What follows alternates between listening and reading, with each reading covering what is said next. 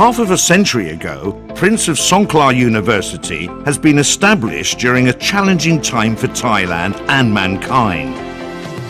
While the world community is heading towards sustainable development in order to find solutions to the continuing problems of our time. Collaboration between ASEAN members has just started. Thailand is still reforming its economic structure on a foundation of innovation, technology and creativity. In accordance with our national strategy, the southern region of Thailand has been designated to be a base of green economy and a global tourist destination. These are the missions of Prince of Songkla University, the first university of the South, one of Thailand's research universities, and an internationally recognized source of higher education.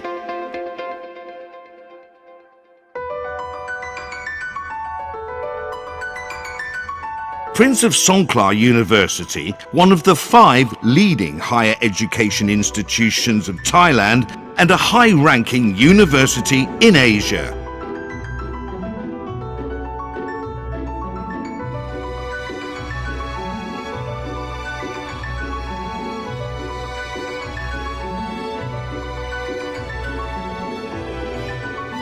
With focus on an intensive promotion of research and development along with graduate studies in order to create new practical knowledge for the public, including innovations for enhanced quality of life, economy and environment. The locations of our 5 campuses are strategically placed on the Thai Peninsula, the center of ASEAN.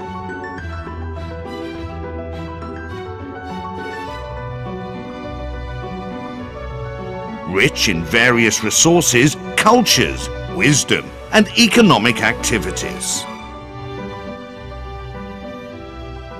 Well equipped to identify and manage the serious issues that severely impact the quality of life, society, economy and the environment today. These issues pose an endless challenge to the researchers of Prince of Songkla University. Prince of Songkla University supports its researchers by providing assistance to the setup of research networks on several levels. Prince of Songkla University has supported 8 research institutes to focus on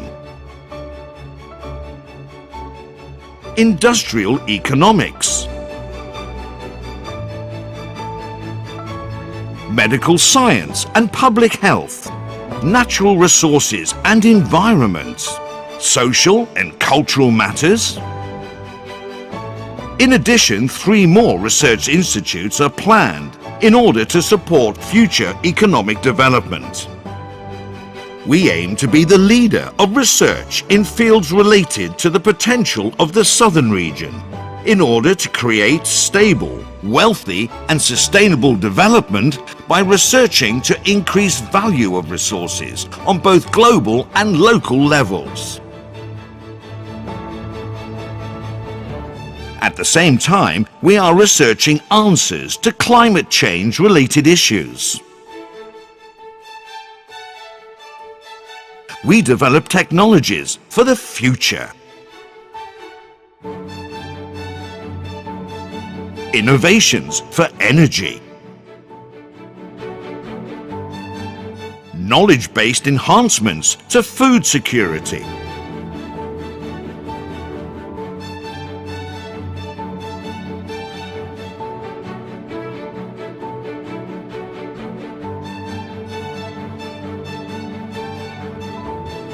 Medical innovations to better the lives of people.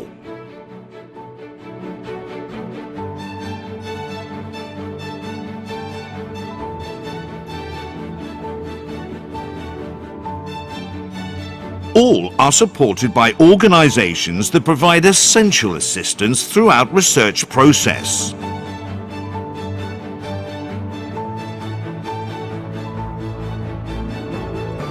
Local economic growth is sustainably supported based on innovation and creativity.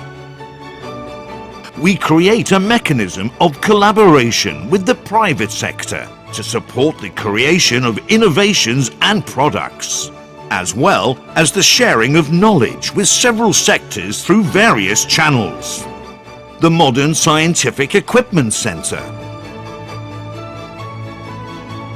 Nearly 300 laboratories of universal standard. High-performance information technology and communication infrastructure.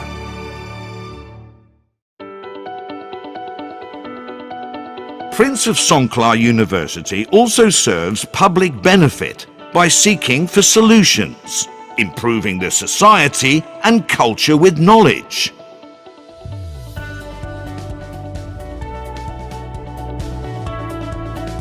Whilst also transferring knowledge to people through various procedures and channels.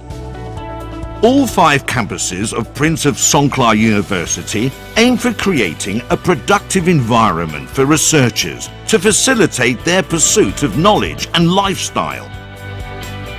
Our green campuses are surrounded by nature, convenience and safety, located among popular tourist attractions and modern transportation networks that provide easy connection to all other regions of the country. Several researchers of Prince of Songkla University have been recognized nationally and internationally for their outstanding research achievements.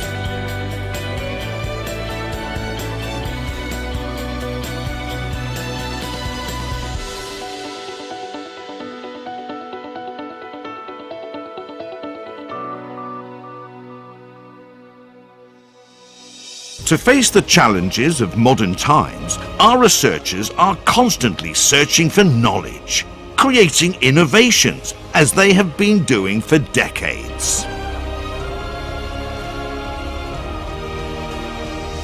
With a soul that is for the benefit of mankind, as advised by His Royal Highness Prince Mahidol Adulyadej, the Prince Father.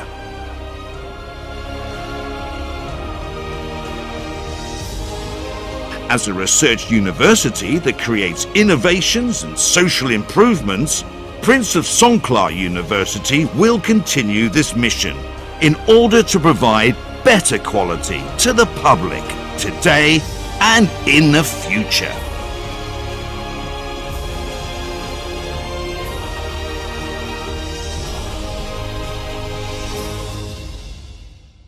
Ladies and gentlemen, welcome to ASEAN Intervarsity Youth Competition 2022 or AIYC 2022 with the topic Youth Engagement Towards SDGs or Sustainable Development Goals in the ASEAN Community, organized by Prince of Songkla University, PSU, Universitas Erlangga UNER, Indonesia, and University Utara Malaysia, UUM Malaysia. Right here at room BSc 4, Basic Science Lecture and Laboratory Building, Faculty of Science, PSU Hajjaj. And today is the first day. And as your MC, I am Assistant Professor Dr. Vipat Chuto from Faculty of Science, PSU Hajjaj.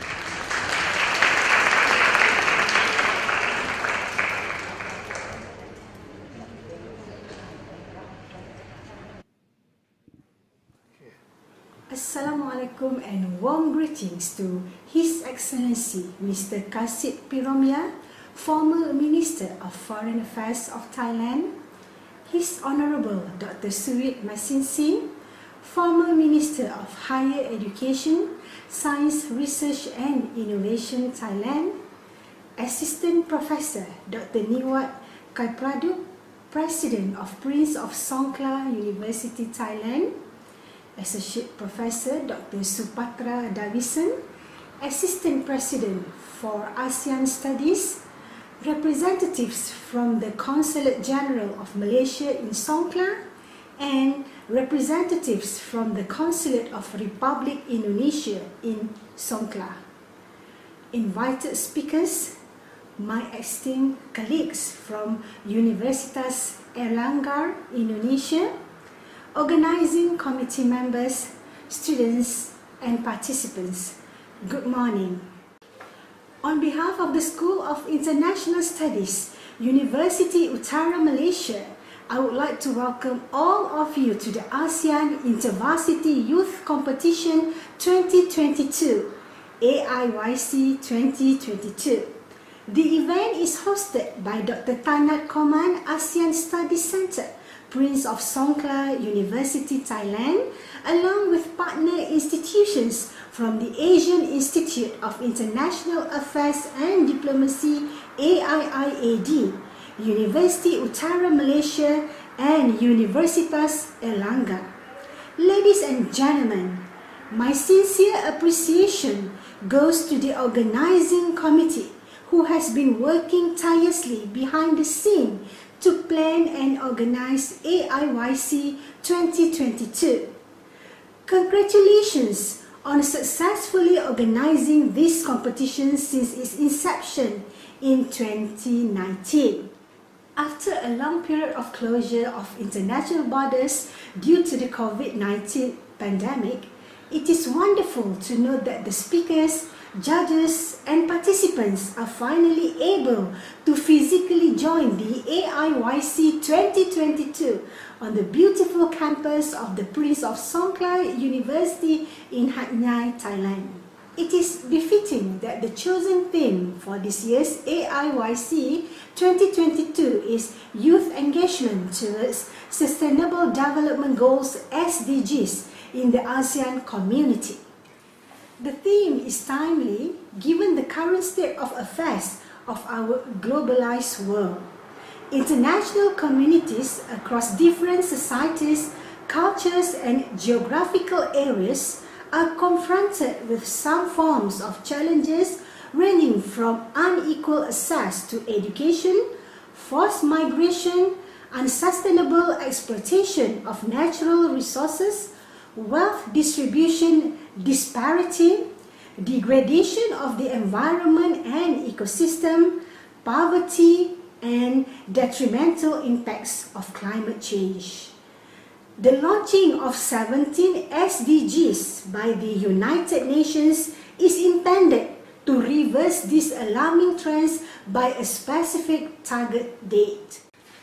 I firmly believe that the young generations, particularly from the ASEAN countries, should play an active role as agents of positive and constructive change in helping to achieve the design goals of the SDGs. AIYC 2022 is far from being merely a speech and quiz competition pitting against university students from various ASEAN countries and beyond. I am optimistic that the AIYC 2022 could serve as a platform for the youth not only to raise their awareness about the sustainability challenges and SDGs that I mentioned earlier, but also to explore, learn, and even engage in activities and programs for supporting sustainable development. Beyond the areas of promoting the involvement of younger generations in sustainable development initiatives, AIYC 2022 is a testament to a sustained framework for enhancing collaboration among various organizations at the tertiary level in the areas of education and youth training. Lastly, congratulations to all the finalists for the speech competition and quiz contest. I was being told that this year's competition has also added a new category of speech competition which covers the fields of science and technology. Ladies and gentlemen, please join me to wish them good luck and all the best in this competition. With that, I thank you.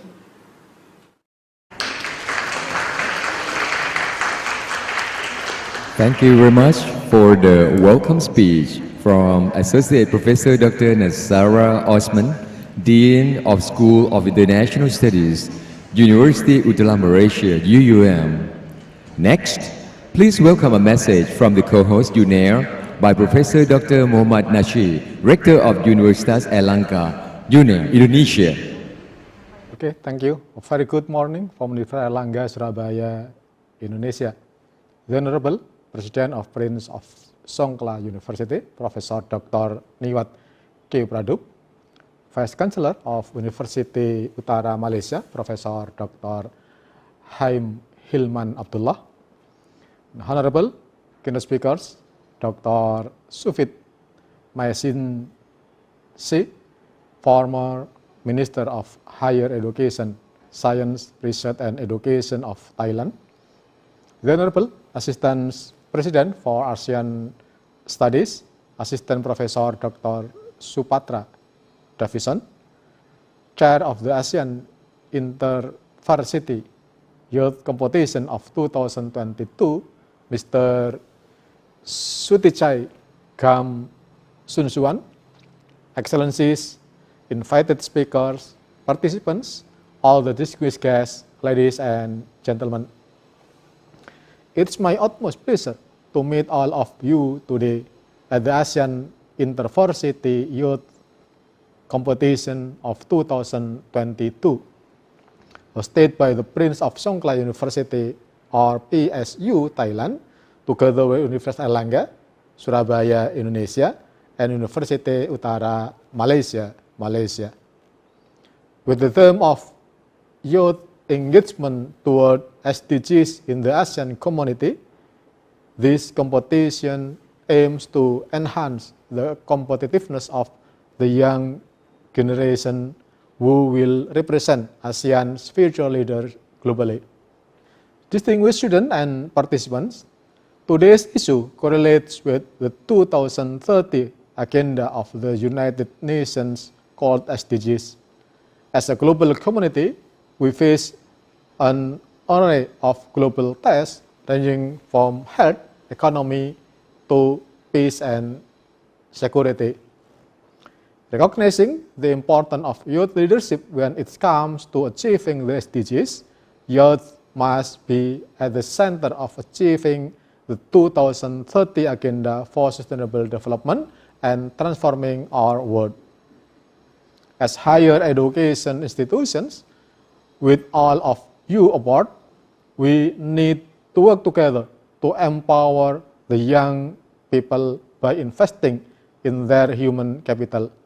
Thus, youth can be a driving force for supporting development and contributing to the future.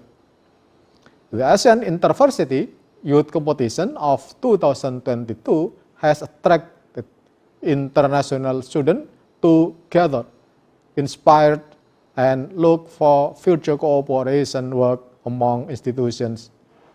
I believe this international competition, it will provide an invaluable opportunity for networking and having fruitful contacts among international students to share ideas and foster closer ties.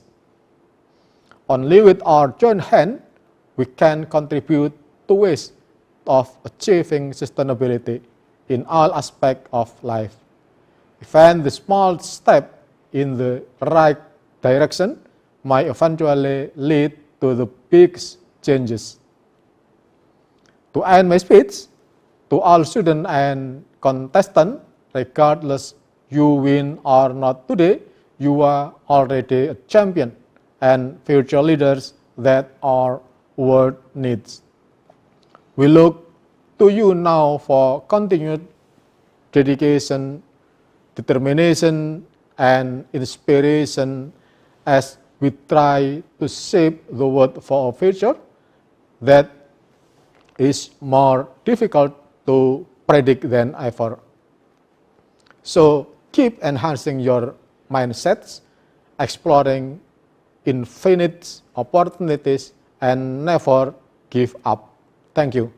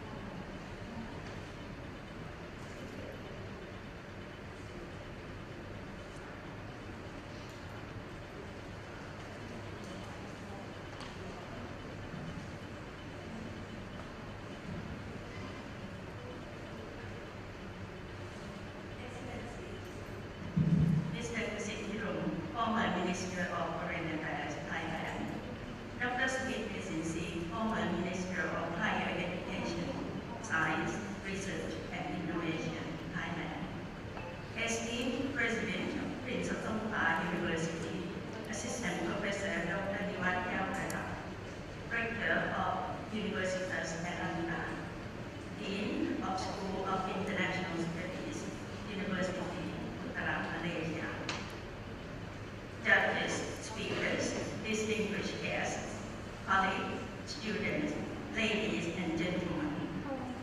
On behalf of the organizing committee for the ASEAN Intervarsity Youth Competition, I would like to welcome you to AIYC 2022.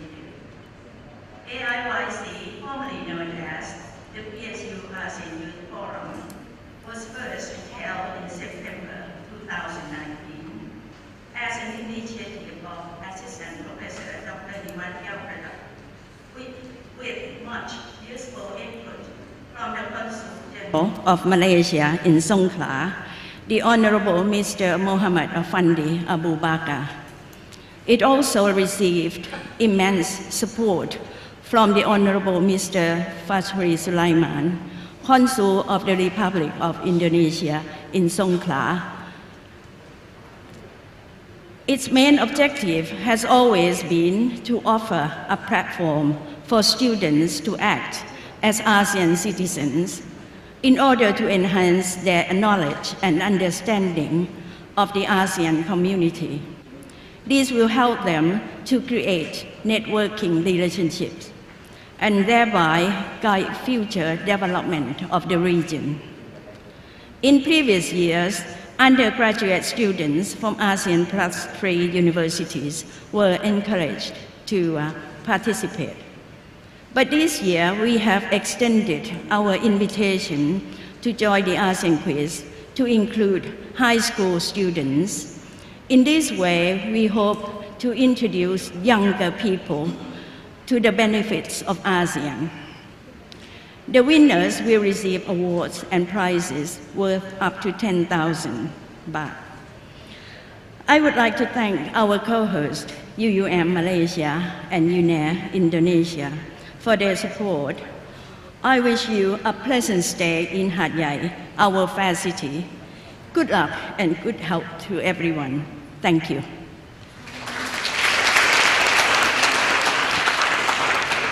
Thank you very much, Assistant Professor Dr. Supatra Davison, Assistant President for ASEAN Studies, Prince of Songkhla University, PSU. And now, may I call upon Mr. Suthichai Ngam Chunsuwan, Chair of the AIYC 2022 Organizing Committee, for report on AIYC 2022.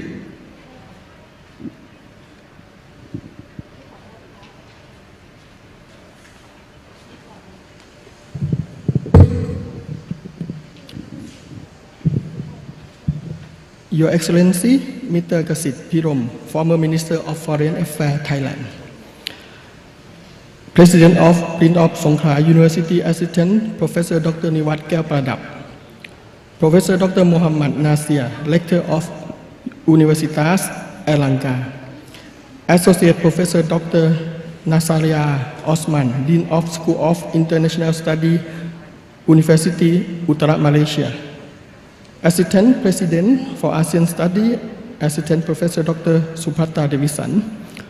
Honorable judges and speaker, distinguished guests, participants, ladies and gentlemen. On behalf of the Organizing Committee for the ASEAN Intervarsity Youth Competition 2022, I would like to welcome you all to the opening ceremony of the ASEAN Intervarsity Youth Competition, or AIYC 2022. This year, AIYC 2022 is taking place with the theme Youth Engagement Towards SDGs in the ASEAN Community. It will address this issue by providing a platform for students, allowing them to present innovative ideas related to the challenges offered by SDGs, via many activities such as speech contest, science inspiration talk, and ASEAN Quiz during 16 to 19 September 2022. There are over 150 competitors from various schools and universities in ASEAN Plus 3 member states. The winner of the speech contest will receive the Dr. Thanat Command Award. The Science Inspiration Talk and ASEAN Quiz pre-university level will receive the PSU President Award. And the ASEAN Quiz University level will receive the Dr. Sulin Pitsuwan Award. All the first, second, and third winners will receive cash prize worth 10,000, 7,000, and 4,000 baht, respectively.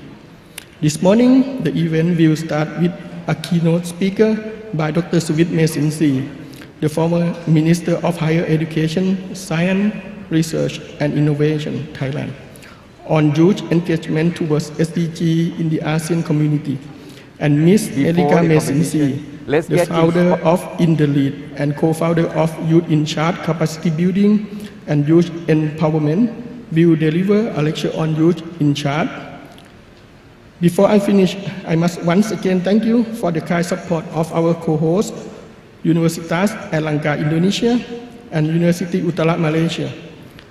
I must also thank the keynote speaker, judges, participants, and the organizing committee who have made this event so memorable and rewarding. Thank you and have a nice day.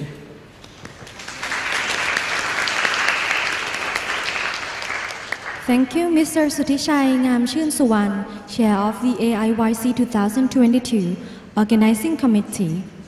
And now, may I call upon Assistant Professor Dr. Niwat Kaupradap, the President of Before the Songkhla competition, University, let's get for opening inspired speech. by the keynote lecture.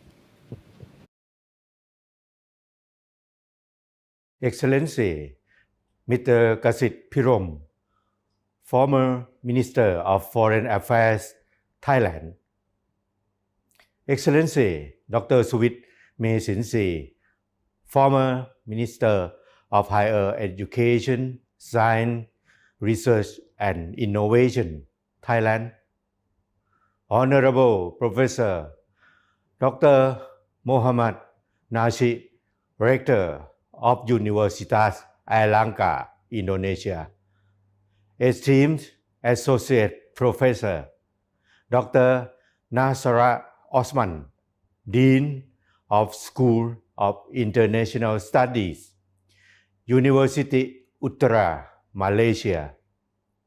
Esteemed judges, speakers, and committee members, distinguished guests, contestants, students, ladies and gentlemen. Good morning and welcome to Prince of Songkhla University. It's my great honor to chair the opening of the final round of the ASEAN Intervarsity Youth Competition AIYC 2022. I was very pleased to hear about the large number of students joining the competition this year. One of the primary roles of a university is to provide a first-class educational environment, and it is our proud obligation to help prepare young citizens for their future roles in regional development. AIYC's theme this year is Youth Engagement towards SDGs in the ASEAN community, which emphasizes the United Nations Sustainable Development Goals. This continues AIYC's aim of encouraging students to serve as ASEAN citizens, helping them towards a greater understanding of ASEAN. This event would not have been possible without the kind support of our co-hosts, Universitas Airlangga Indonesia and University Utara Malaysia. I must also thank the speakers, judges, contestants, and the organizing committee. I wish you the very best happiness, good health, and a pleasant stay in Hat Yai, which is currently celebrating its new membership in UNESCO's Global Network of Learning Cities. I now declare the ASEAN Intervarsity Youth Competition 2022 open. Thank you very much Terima kasih ขอบคุณครับ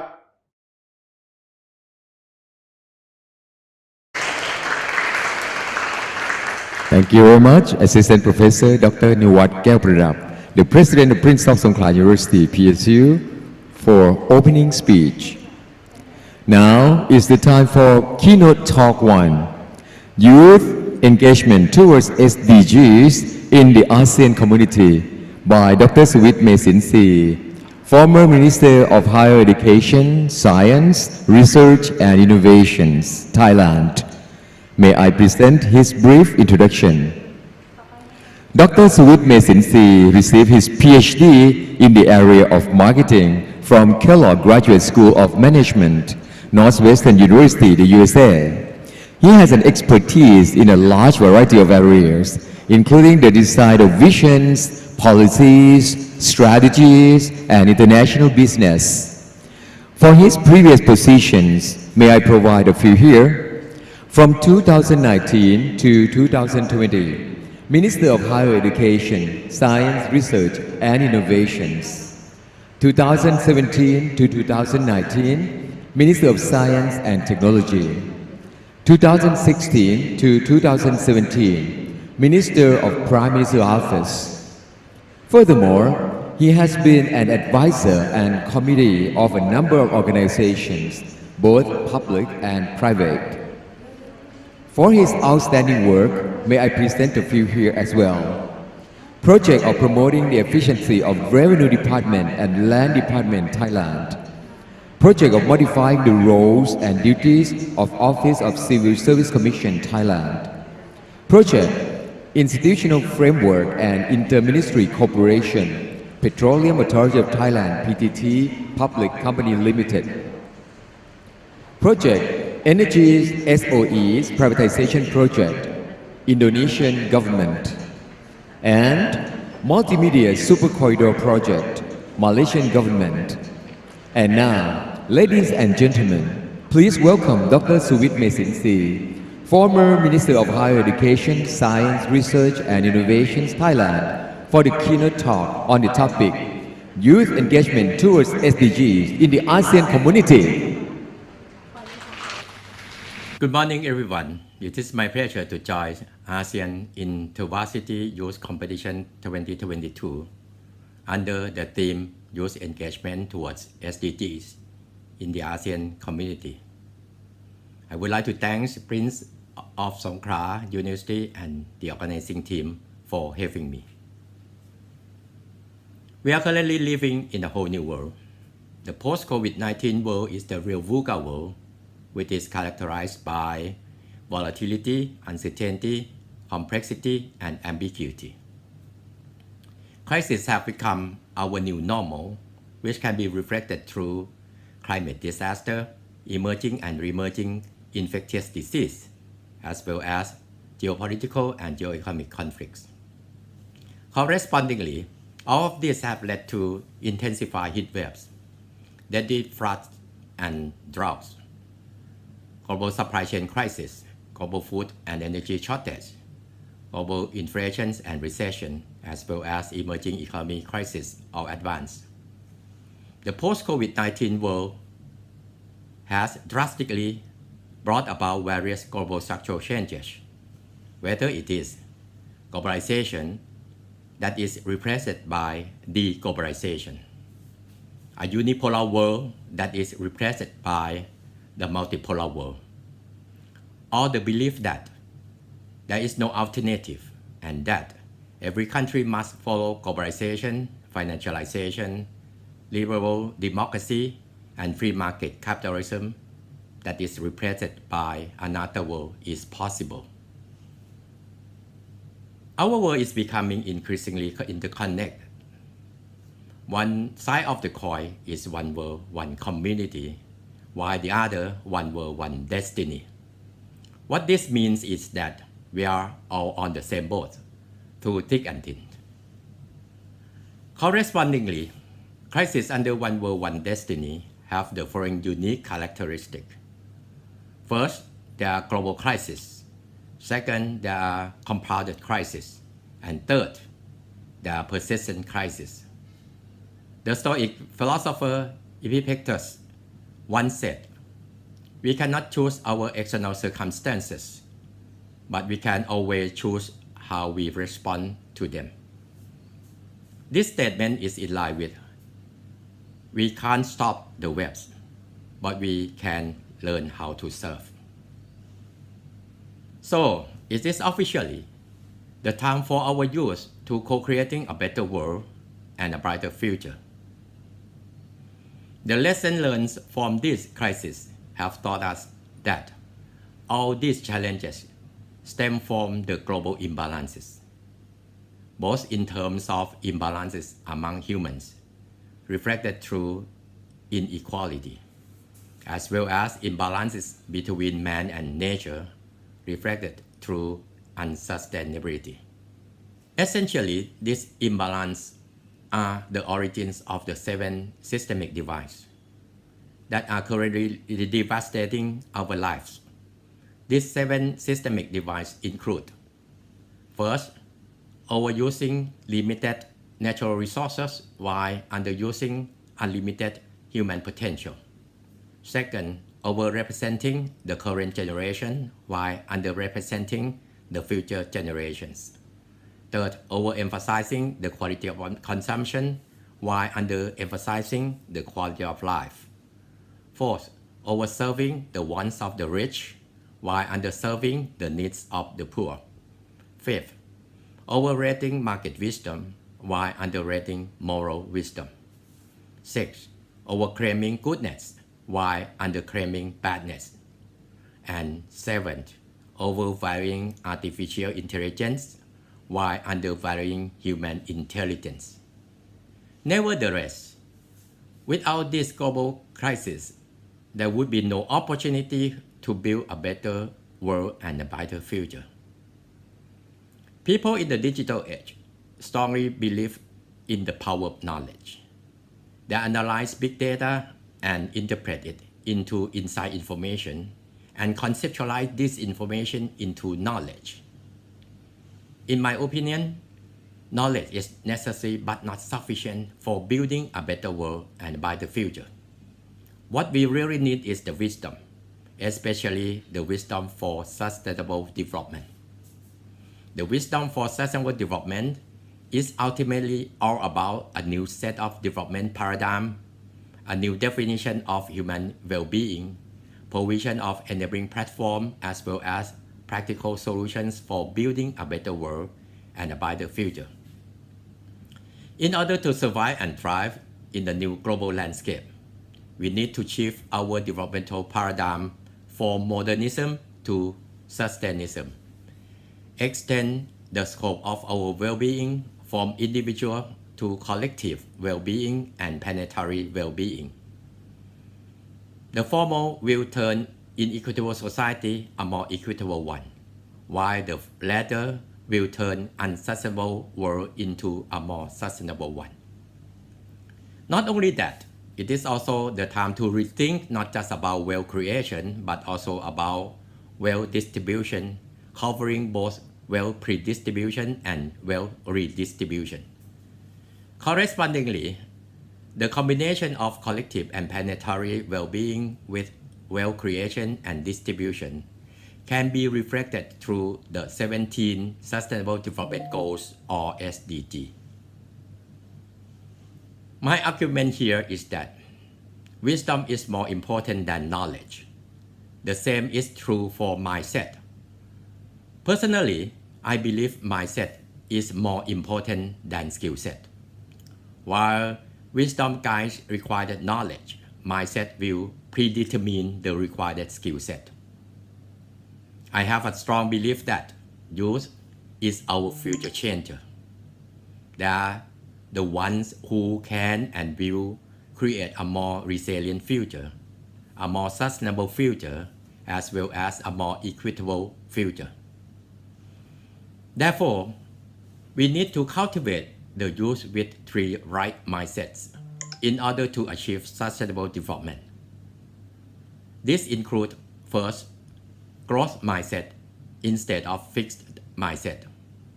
Second, global mindset instead of parochial mindset. And third, ecocentric mindset instead of egocentric mindset. We used to believe that when the world changes, we will change. With the growth mindset, the youth should have a strong belief that when they change, the world will change accordingly.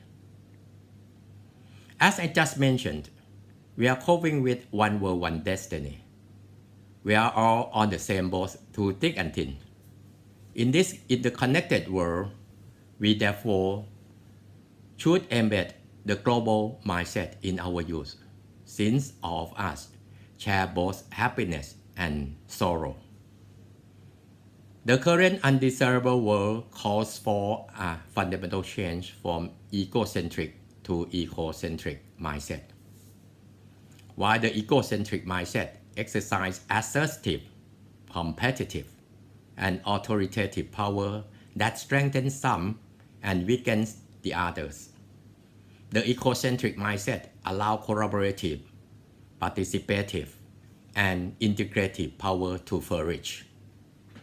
The ecocentric mindset, therefore, focuses on living in harmony with nature instead of controlling nature, as well as living in harmony with others instead of competing with others. With this three mindset, all of us need to figure out new ways for our youth to coexist with the planet and to engage with other people all at the same time. To coexist with the planet, we should shift our mindset from imagining the limitless to creating the power of limits. With a strong and persistent commitment, we can transition from using things that are perishable, disposable, and extendable to those that are renewable, reusable, and recyclable. In the same way, to engage with other peoples, we need to encourage and reward cooperation, not competition, while also avoiding exclusiveness and promoting inclusiveness. Moreover, we need to teach our youth to emphasize an open source exchange rather than appropriation, with an intention to serve the well-being of all rather than the well-being of the few. With these three mindsets, growth mindset, global mindset, and ecocentric mindset, an unsustainable world and inequitable society will become a more sustainable world and a more equitable society.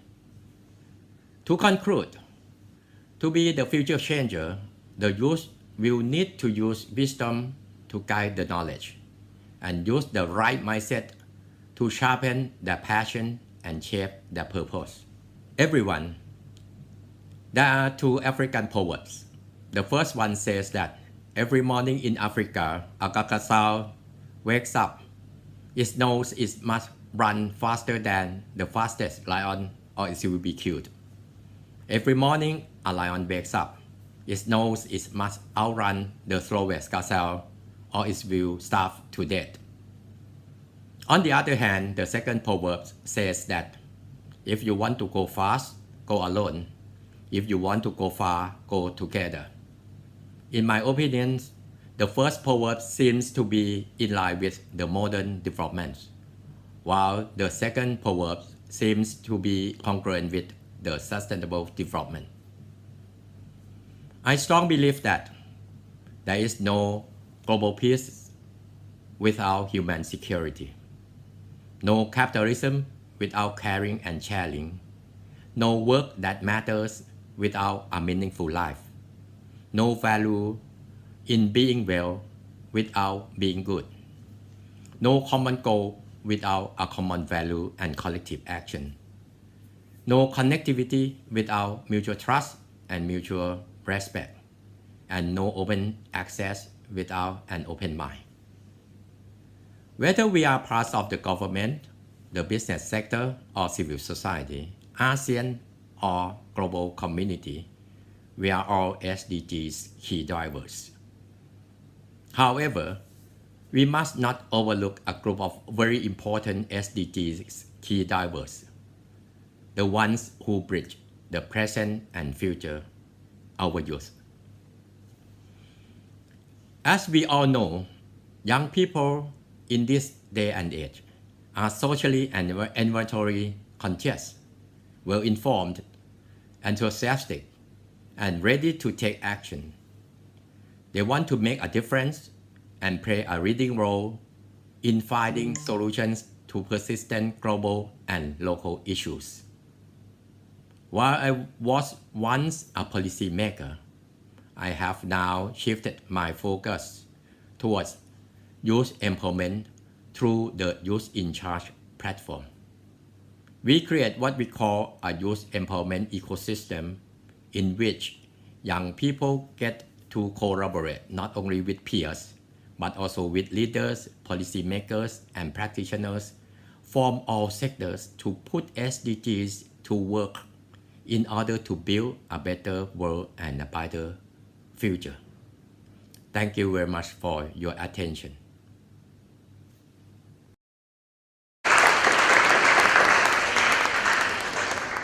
Thank you, Dr. Sawit Sinsi, former Minister of Higher Education, Science, Research and Innovations, Thailand.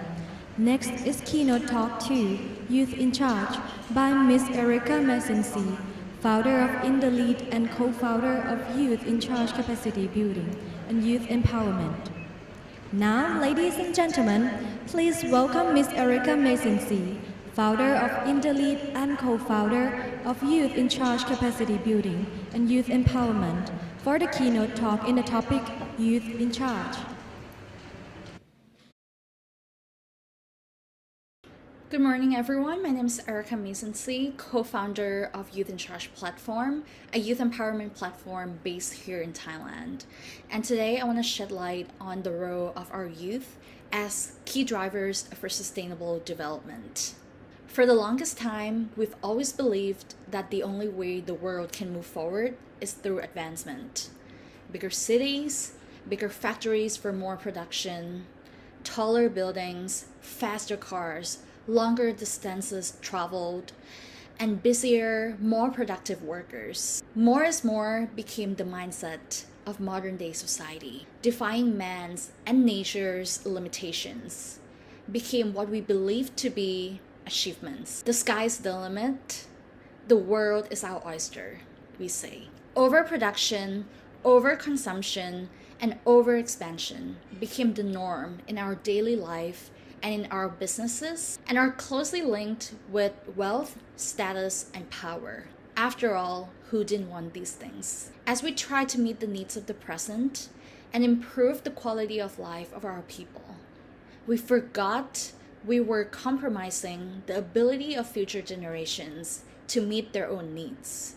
We forgot we were taking away the rights of our children, our grandchildren, and many, many more generations to come to achieve their own quality of life. Economic growth, personal gains, and quick wins were key performance indicators for what success looked like, at the expense of social and environmental well-being, at the expense of our physical and mental well-being. The cracks in our society and in our environment are like the cracks on the walls of our own home. They come slowly, they come gradually, but before we know it, our home no longer looks the same. Before we know it, our home comes crashing down. It's like we see the cracks, but we think we have it all under control. We see the cracks, but we think it's not our job to fix it. It's not yet time to fix it. Leave it to the experts. When the time comes, they'll know exactly what to do and how to do it.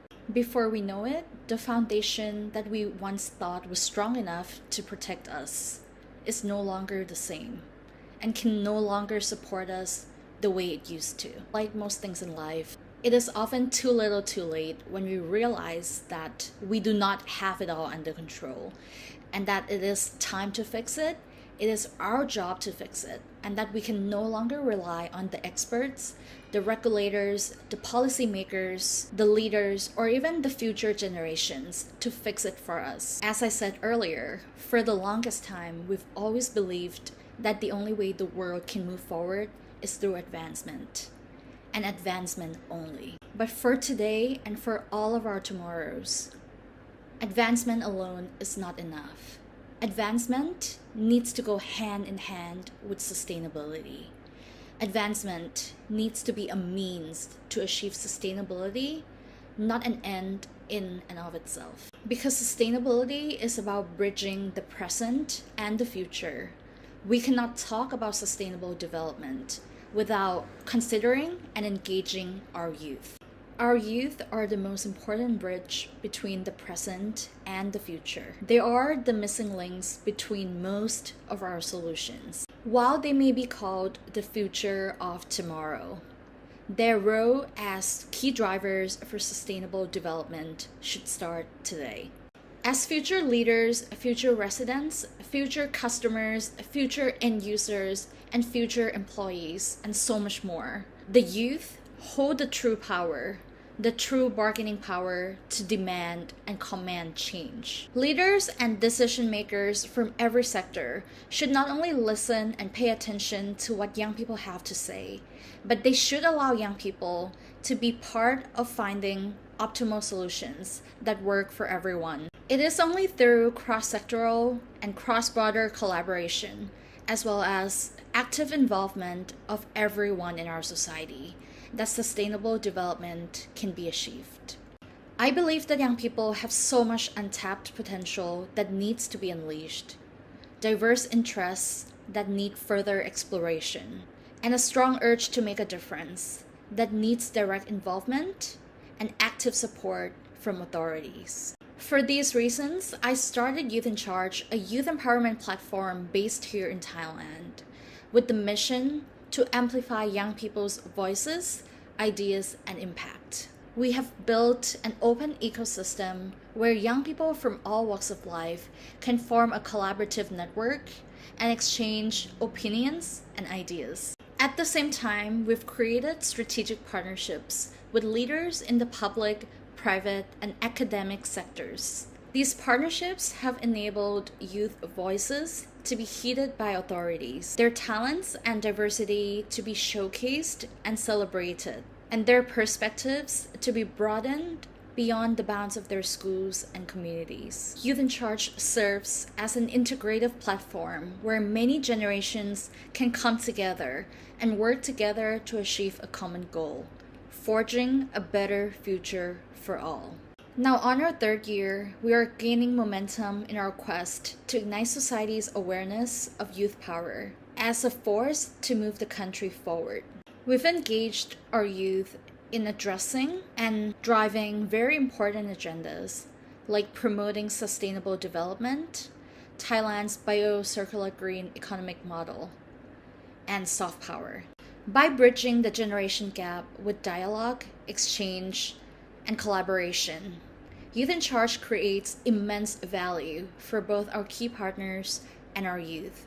Our key partners benefit from young people's fresh ideas and perspectives. As for our young people, they benefit from our partners' shared pool of resources, tools, and opportunities. Youth leaders shaped through our leadership development programs and sharpened through our intensive workshops have had the opportunity to participate on national and international stages like the Asia Pacific Economic Cooperation, or APEC 2022, hosted here in Thailand. They have also taken part in UNESCAP's Asia Pacific Forum for Sustainable.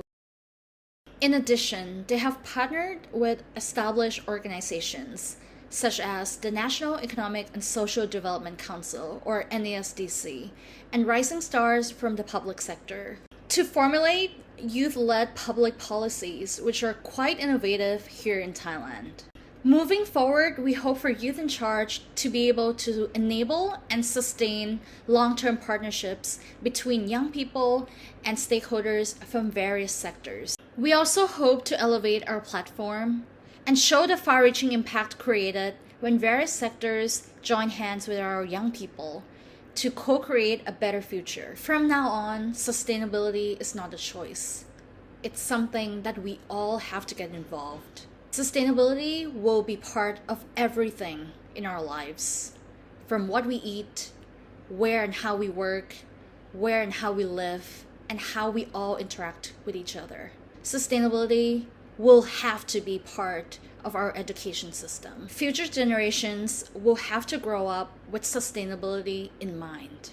But without the help, support, and cooperation of the current generation to establish an ecosystem in which sustainable practices can be put into action, sustainable development cannot happen.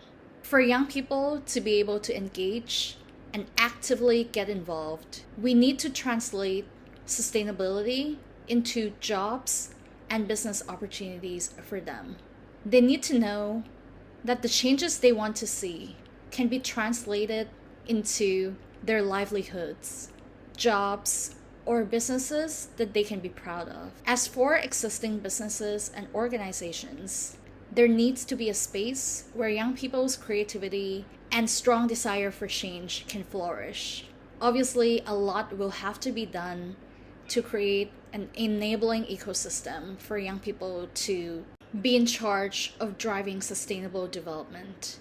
But with a change in mindset and small, steady, yet meaningful action steps, I believe that change can happen, and young people totally can become change makers, just like how they want to be. Organizations in the future can only thrive when many generations, many opinions, and many ideas come together and find middle grounds or ways to move forward together. Therefore, youth empowerment is not only about the youth, it's about everyone. It's about everyone doing their part to make sure that we're moving forward together in a balanced and inclusive way. We have to make sure that everyone's voices are heard, but more importantly, we have to make sure that we can lead these voices, we can lead these ideas into action. Collaboration has always been important, but will only become more and more important as time goes by. Sustainability needs collaboration, and this is why events like today's event is extremely important. We're bringing together people from diverse backgrounds with diverse ideas that can complement each other. Exchange, dialogue, and collaboration are things that I really look forward to in today's discussion and in today's activities. Young people from ASEAN countries are a lot more similar than they are different. They share so many similarities, they share so many pain points, and I'm sure all of them have hopes and dreams and missions to make this world, to make our region a much better place. Today is a very good start to spark an interest and to ignite collaboration among our young people. Because some of ASEAN countries' biological and cultural characteristics are similar, while others are extremely different, there's a lot of room for exchange. There's a lot of room to learn from each other. And there's also a lot of room for collaboration.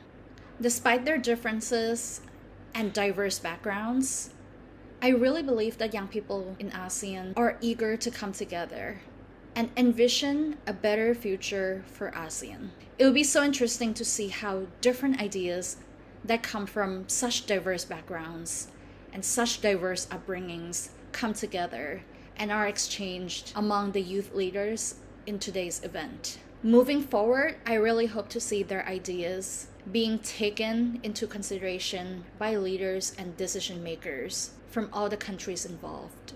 I really hope today's event serves as an example of how powerful young people really are and how even more powerful they can become when they get the help, support, and active participation from all the leaders and decision makers who can help take their ideas, their hopes and dreams to the next level. and who can help make their vision for a better future become a reality. Thank you.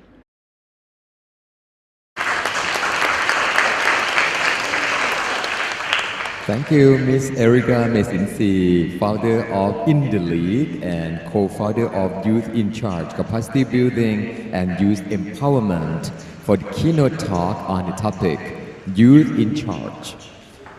And now, before moving on to the speech contest, we have initiative address from His Excellency Kasit Pirom, former Minister of Foreign Affairs, Thailand. And I'd like to announce that for our participants in this room, please feel free to take a break outside and bring into this room, okay, to get the initiative ideas, okay, together. And now, for now, ladies and gentlemen, please welcome His Excellency Kasit Pirom, former Minister of Foreign Affairs, Thailand.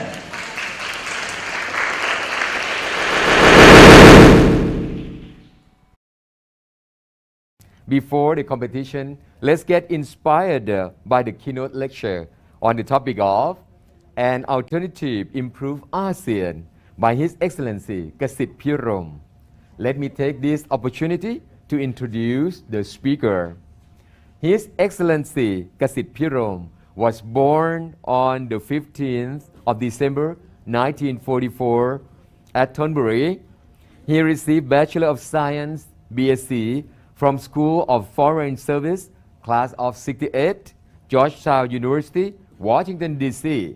And he got diploma in International Relations and master degree of Social Science from the Institute of Social Studies, The Hague, the Netherlands. In the past, he was a member of Democrat Party, civil servant career diplomat of MFA, which is ambassador to USSR or Russia, Indonesia, Germany, Japan, and the USA. Also, he was a foreign minister and member of the National Reform Steering Assembly. At present, he is a member and an advisor of a number of organizations such as Nuclear Society of Thailand and Rangsit University. Furthermore, he is the Senior Fellow of the Institute of Security and International Studies, or ISIS.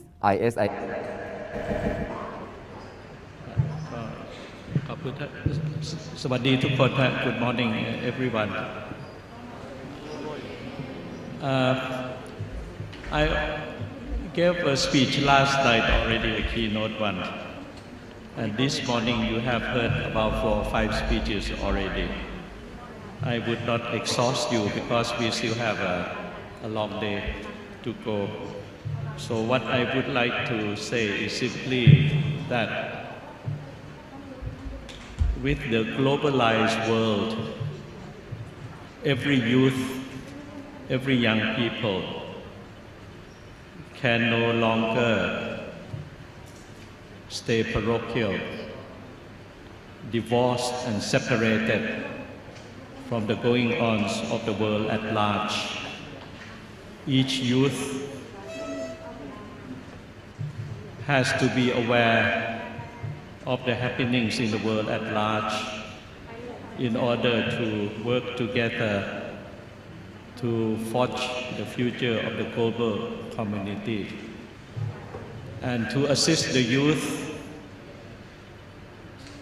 there must be chit-chat discussions in the family at the community level, and especially in schools and universities. And at the same time, the government, enterprises and so on must help the youth to become knowledgeable through the utilization of the social media. And every handphone that each of the youth has in possession, it must be not only a mechanism to communicate, but also to learn and to exchange views. and to move the SDGs forward and to have a better world. It's about time that we will live in the world devoid of conflicts, extremisms, and warfare, and so on. It is our collective responsibility to put the wars in the closet, in the refrigerator, and put peace at the forefront. And I hope that all of us, especially the youth, could do this for the future of mankind. ขอบคุณมากครับ Thank you ครับ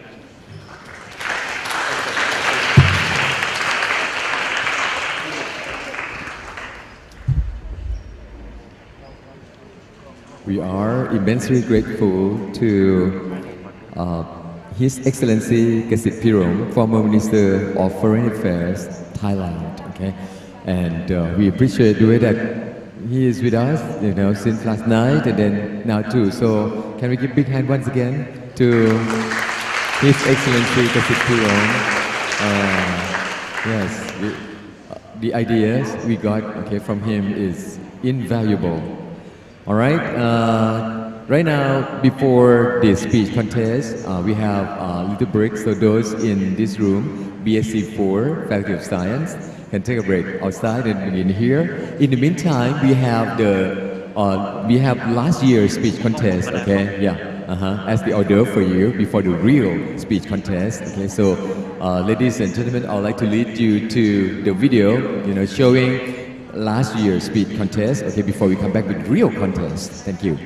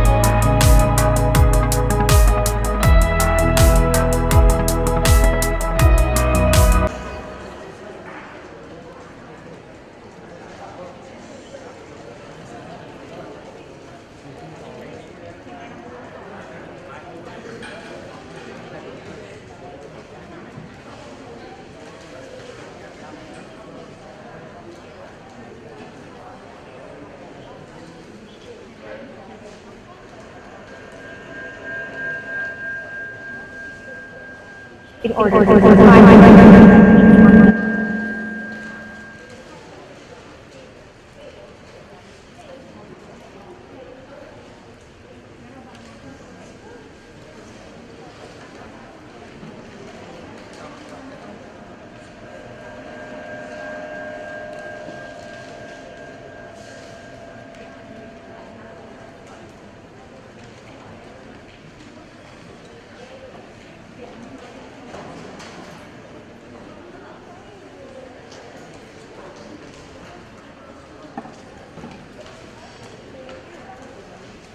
It is because of the existence of new systems that change or disrupt all manual ways of conducting our daily activities.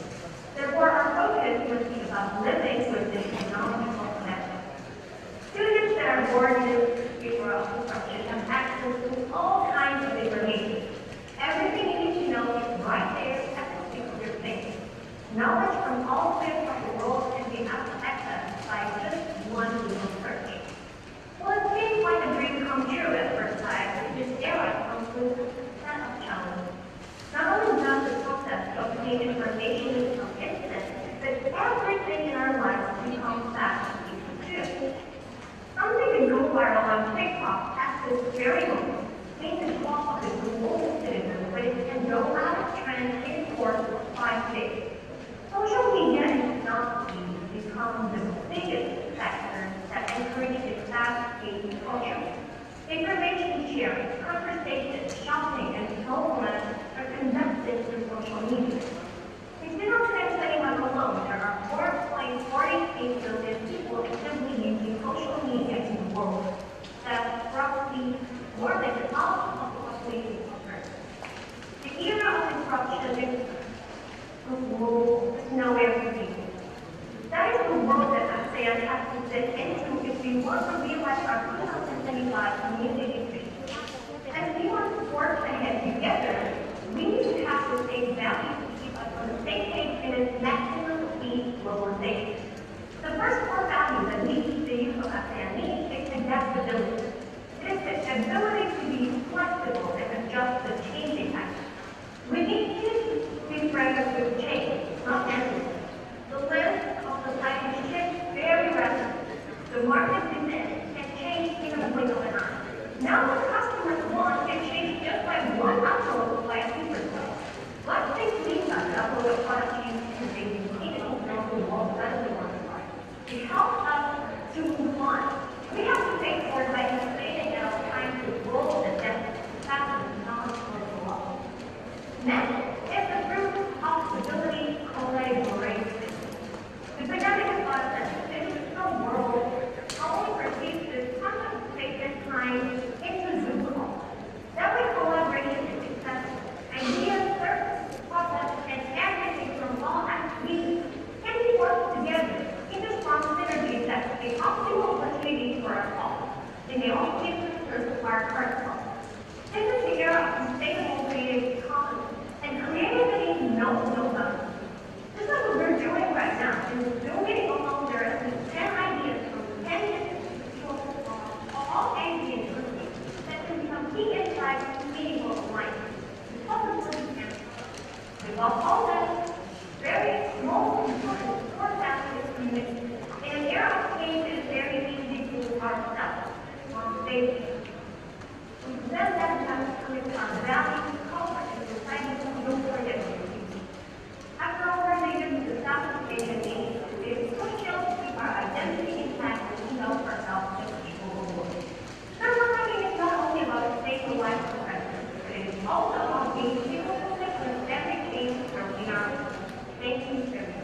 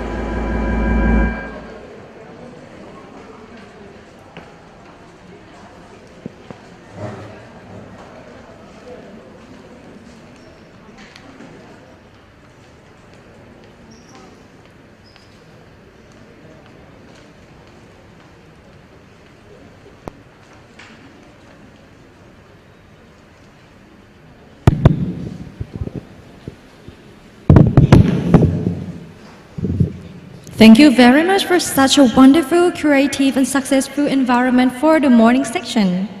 Now is the time for us to join the speech contest, and we are very pleased to hand over our duty to Ms. Sukanyarat Panteng, a student from Faculty of Liberal Arts, and Ms. Atisha Phek Kliang, also a student from Faculty of Liberal Arts.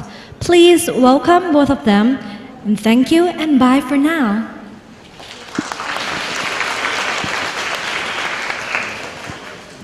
Distinguished guests, honorable judges, ladies and gentlemen, good morning and welcome to ASEAN Intervarsity Youth Competition 2022 Speech Contest.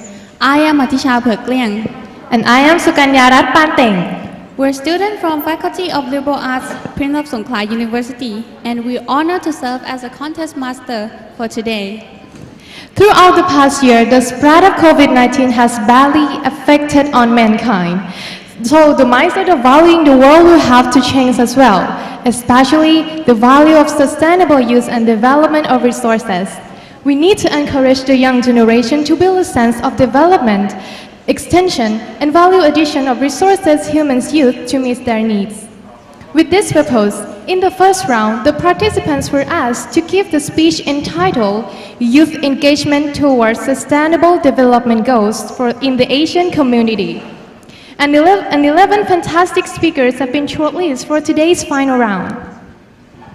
In this round, the contestants have been asked to discuss the core value that they should have and the role that they should take in order to promote sustainability. And the topic for today's contest is how can we achieve sustainable development goals by 2030.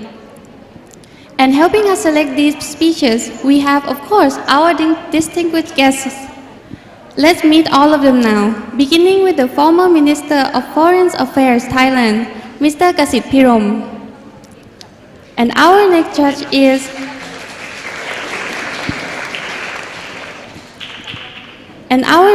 is former Dean of the Faculty of Economics, Thammasat University, Associate Professor Dr. Sirilaksana Koman, who is now on Zoom.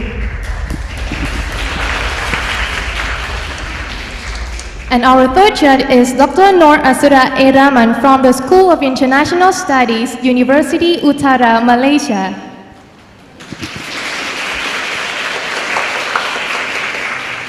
Thank you, judges, for your presence. We are very honored to have all of you here. Your hard job today is to help us select the 5 best speeches that can enhance the spirit of ASEAN community. And the winners for today's contest will be awarded with the following prize. The 3 second runner-ups will receive 3,000 baht each. The first runner-up will receive 7,000 baht. And the winner will receive the Dr. Thanat Common Award of 10,000 baht. Also, all the contestants will receive a certificate of participation. Now, before we proceed further, I'd like to explain the contest procedures and rules. And the contestants has already been informed of these contest rules and procedures. The contestants were given a topic an hour ago, and now they are due to present the speech. All the contestants speak on the same topic. The contestant's speech shall be 5 minutes plus 2 minutes question and answer. Timing begins with the first definite verbal or non-verbal communication with the audience. The contestants will lose 5 marks if their speech is less than 2 minutes 30 seconds or more than 5 minutes 30 seconds. Yes, and right after the speech, one of the judges will be randomly asked to pose the question to the contestant. The speaker needs to respond to the question promptly within 2 minutes. Between each speech, there will be 2 minutes of silence after each contestant to allow the time for judges to record the scores. After giving the speech, the speaker needs to remain in the contest room until the end of the contest. Yes, and last but not least, all judges' decisions are final. During the keynote lecture, we've determined the speaking order, and the speaker will be allowed to enter the contest room when it is their turn to speak. Before we start, please place all the cell phone or other devices that make audible noise either off or turn on silence. Now, let's start the contest.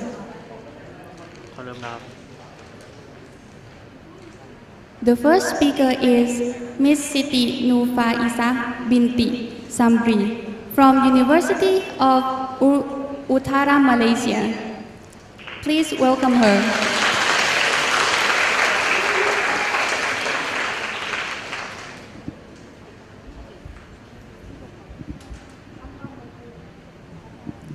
Please wait for the judge to get ready.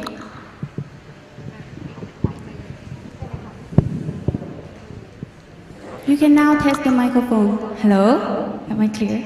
Okay. Yes, we can hear you. Okay, thank you. Okay, a very good morning and warmest greeting to His Excellency and also fellow panelists and also the members of the floor. Today, I will be sharing on the topic, how can we achieve Sustainable Development Goals by 2030?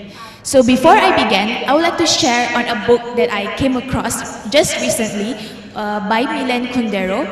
He is a Czech Republic writer, and he stated on his book of the book Laughter and Forgetting, whereby it's on government and people on how we all can create good memories. So in the book, there's a part that says how people don't actually want a better future. People actually just want to change the past. So my question here is, are we all here today to actually change the past or create a better future? So in relation to the topic on the SDG goals to be achieved by 2030, it is okay for us to realize back on what are the main goals that we want when the SDG goals is created in 2015, where the United Member States intend to have a peace and prosperity world for the people and for the planet. Therefore, I strongly believe that in order to achieve the goal by 2030, there are a few levels that are involved in this pathway. The levels involved to achieve this are global levels, national levels, and also individual level. So on a global scale, this involves countries, regions, and also world level organizations. Countries are responsible to help one another, especially developed countries helping third world countries in order to ensure a stable growth throughout the world. This contributes to how we achieve the SDG goals, especially in the finance and intellectual assistance to one another. For example, ASEAN Plus 3, we have ASEAN Plus 3 that helps provide intellects and finance assistance, in which these have been able to assist to the achieving of SDG goals. And all these partnerships have allowed us to believe that the world are able to cooperate despite being harsh and realist. On a global scale, we also have international organizations such as the United Nations, whereby United Nations are responsible to ensure that the sustainable goals are being achieved, and they have to monitor that countries follow what have been agreed. For example, the Paris Agreement, United Nations are to ensure that the Paris Agreement are being monitored and being achieved by countries, and they should be strict about it. So this has been done on a global scale. How about on a national scale? On a national scale, we have government and non-governmental organizations. Government and non-government organizations have to work together partnerly. This is because without partnership, there won't be a cohesive cooperation. So the society are able to be well taken care of when a stable framework between the government and between what the non-government organizations can do, such as CSR projects, to be well taken care of. And lastly, we have individual level, which is youth and academics like you and me. So the only how we can achieve SDG goals by 2030 is to provide whatever we can, such as quality education, such as innovation, such as ideas, such as our voices to be given in order to understand that these goals need to be achieved by 2030 and we have not much time. So in conclusion, we need global, national and individual level in order to be able to achieve these SDG goals by 2030 that we have been dreaming of for 25 years. And therefore, I would like to call upon everyone, we have time, but we have not much time. So start today, because as the famous quote say, if not us, who? If not now, when? Thank you. Thank you for your speech. And now it's time for the question from the judge. Could you please pick one? Oh, okay.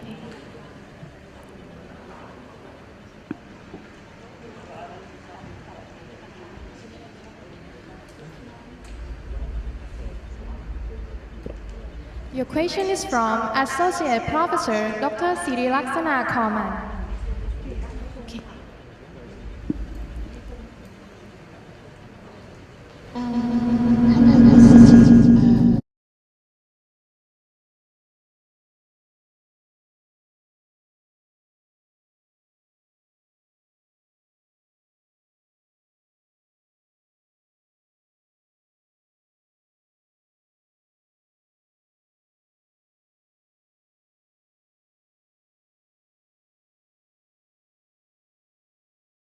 The SDG goals that I would like to achieve.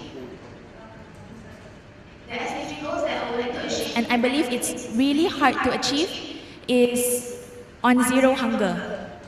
Do we actually realize that there's almost 40% of food waste being wasted every year, and 40% account to 1.3 tons, I believe. And with all this waste, we can actually feed the hungry people in actually all third world countries. However, I believe it is hard to achieve because we people, especially the younger generations, we tend to forget on how to appreciate. So food is very crucial, but also very hard maintained. And also, I will say that it is hard because food waste is also contributing 8% to the climate change, and this is very hard to assist. However, it can. Thank you.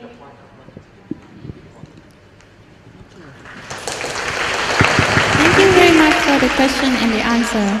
We will now have 2 minutes of silence for judging.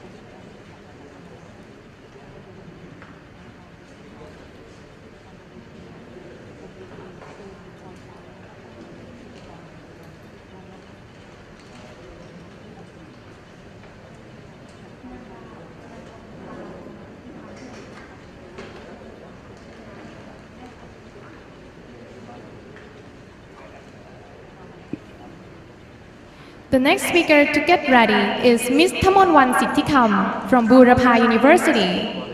Now everyone is ready. Ladies and gentlemen, please welcome the second speaker, Ms. Thamonwan.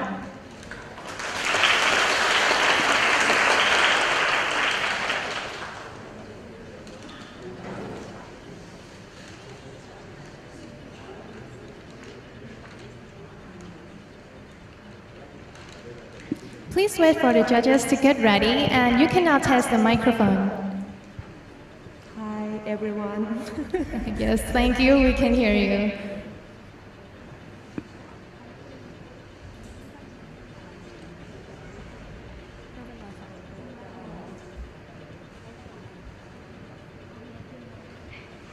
Hi, everyone. My name is Thamonwan Sittikam, a representative from Burapha University, Chonburi, Thailand. It is an honor today to be here and share my perspective on how can we achieve the sustainable development goals by 2030. Does anyone know that before we have SDGs, we have the MDGs before? Do you know that? Yeah. And about the MDGs is about the Millennium Sustainable Development that was set during 2001 to 2015.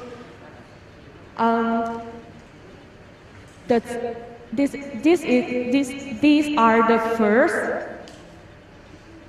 development goals in our world. And the second one is the SDGs, right? With the 17 goals and 169 targets. What is different between them? I think the difference between them is the purpose.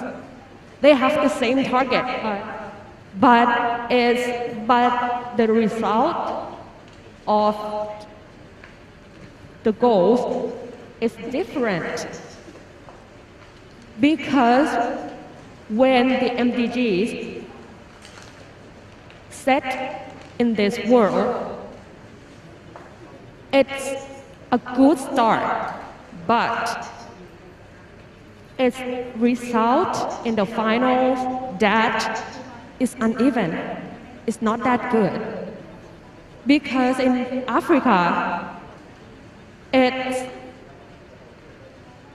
it's not a good result in Africa that it's the least developed countries.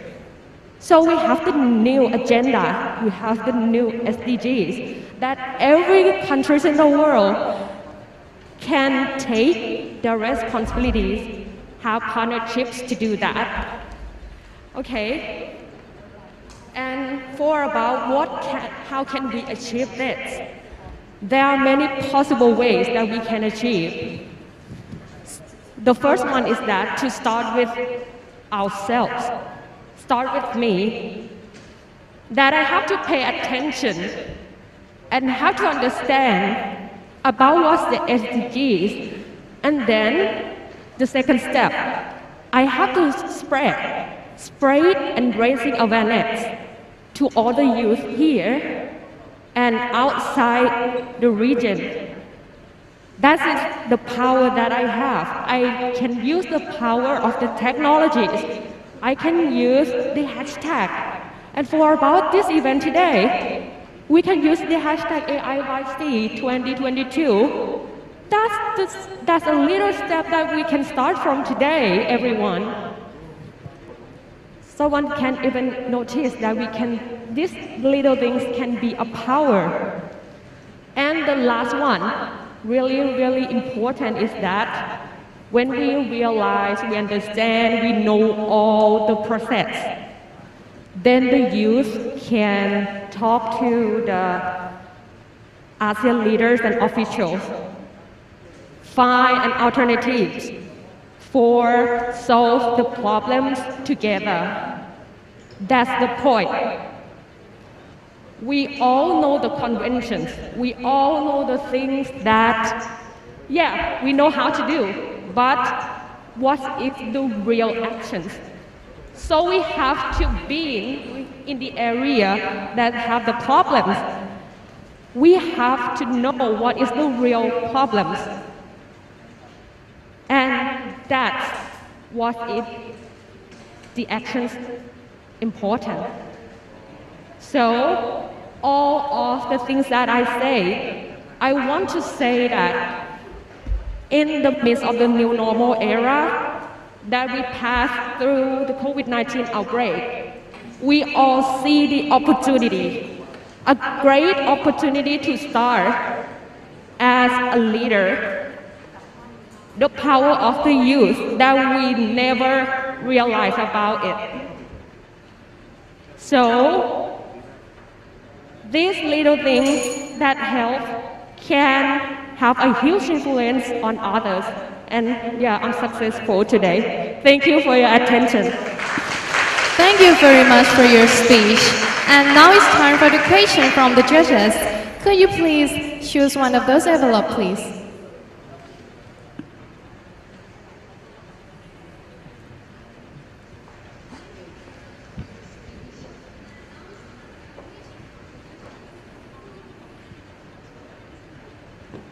And the question is from Associate Professor Dr. Sirilaksana Korman.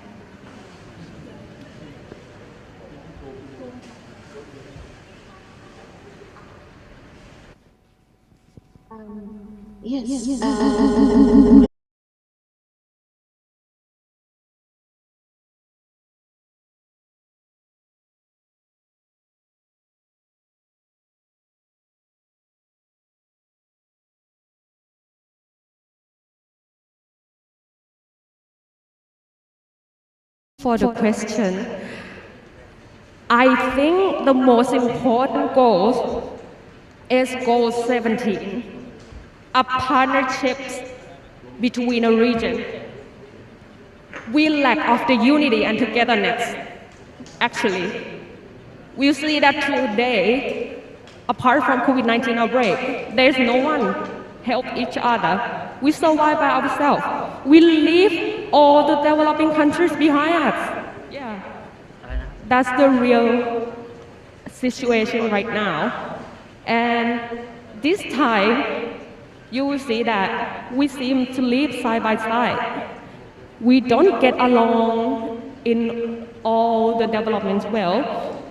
And about the role, so I think the goal 17 is the most important. We have to solve to reach this goal as soon as possible, as quick as possible.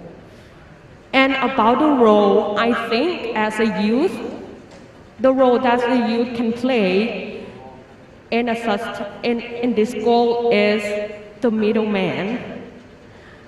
A middleman that in my meaning is that a youth grow up from the place where they live, right? And the organization, they have a sponsorship, they have like the connections between each of them, so the youth can play a role as a middleman to connect a people in the area and officials in the organization that can contribute to work together. That's my answer. Thank you. Yes, thank you for the question and answer. We will now have 2 minutes of silence for judging.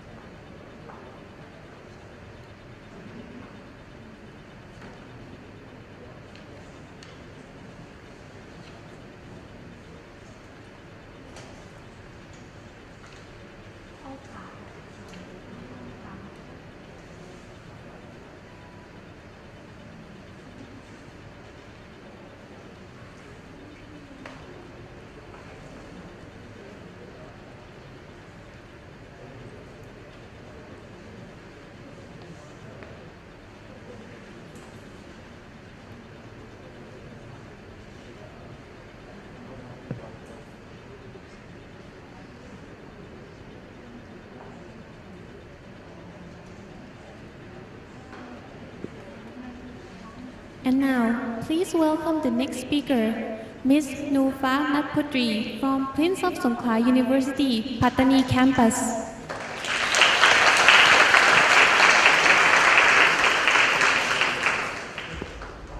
The third speaker is with us now. Please wait for the judge to get ready.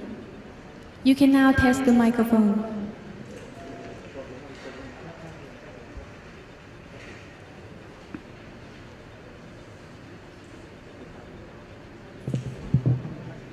Hello. Okay, I'm ready. Thank you. We can now hear you. You can start right now. There is no plan B because we do not have planet B. We have to work and galvanize our action. This spoken by the UN Secretary General Ban Ki-moon. On 25 September 2015, all United States members signed up the SDGs or Sustainable Development Goals, a set of solutions for the biggest problem that our world faces, and for all people to have a good quality of life, and to create our better, safer, and just sustainable world. We have to achieve the Sustainable Development Goal in 2030. But how? How we can achieve the Sustainable Development Goal in 2030? It's very simple. Start from yourself. Do the thing that you can do. You can make a change in everywhere, in your own life, in your home, in your work, or in your community, by supporting local farmer or market, and you can making sustainable food, or you can promote and protecting your own health and those people around you by making informed, safe sex, and vaccinated. Or you can also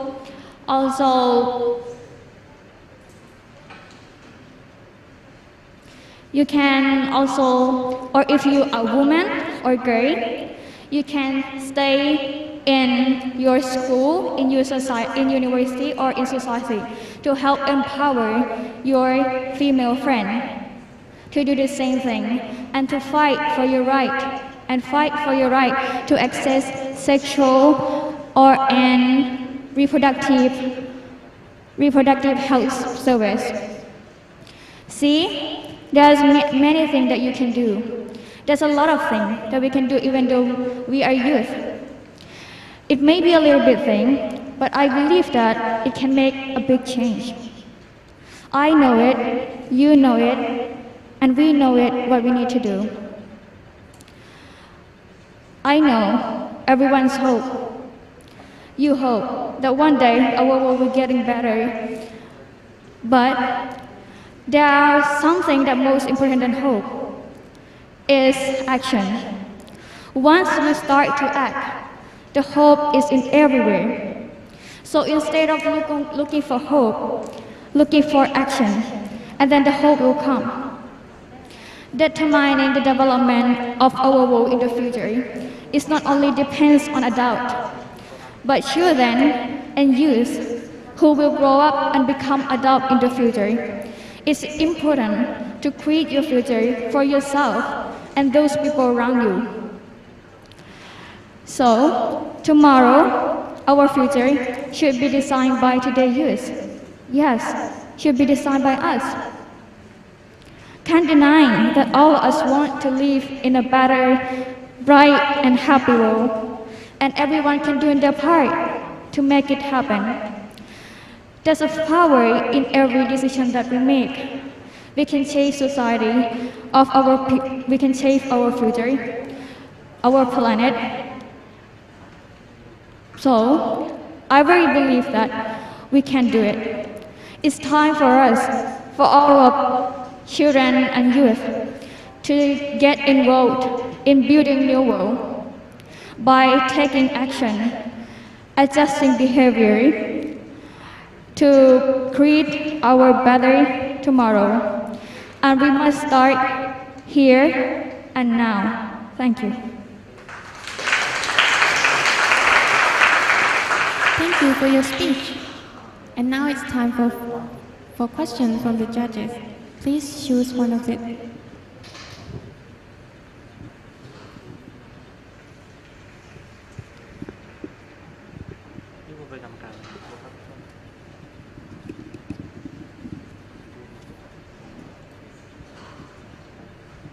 And your question is from Dr. Noor Asira A. Rahman.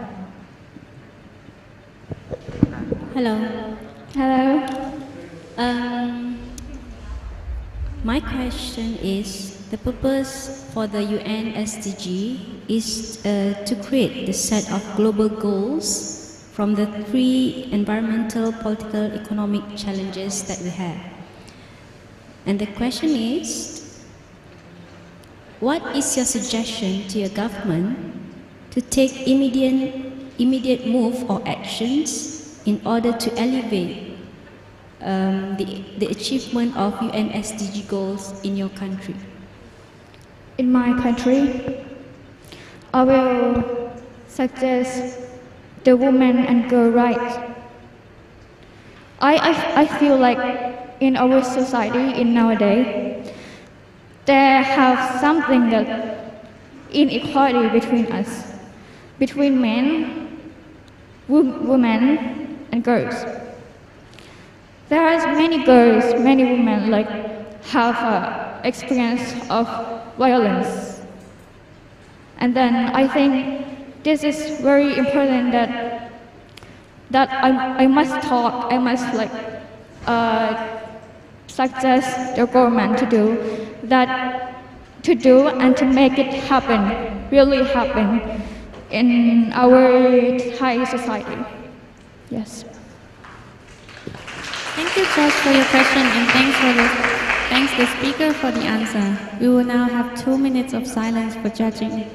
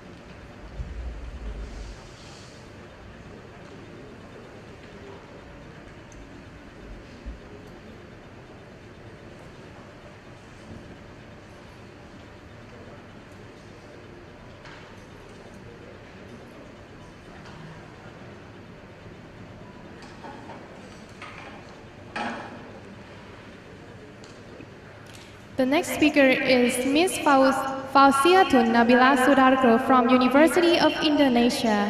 And seems like our first speaker is now ready. Please welcome her.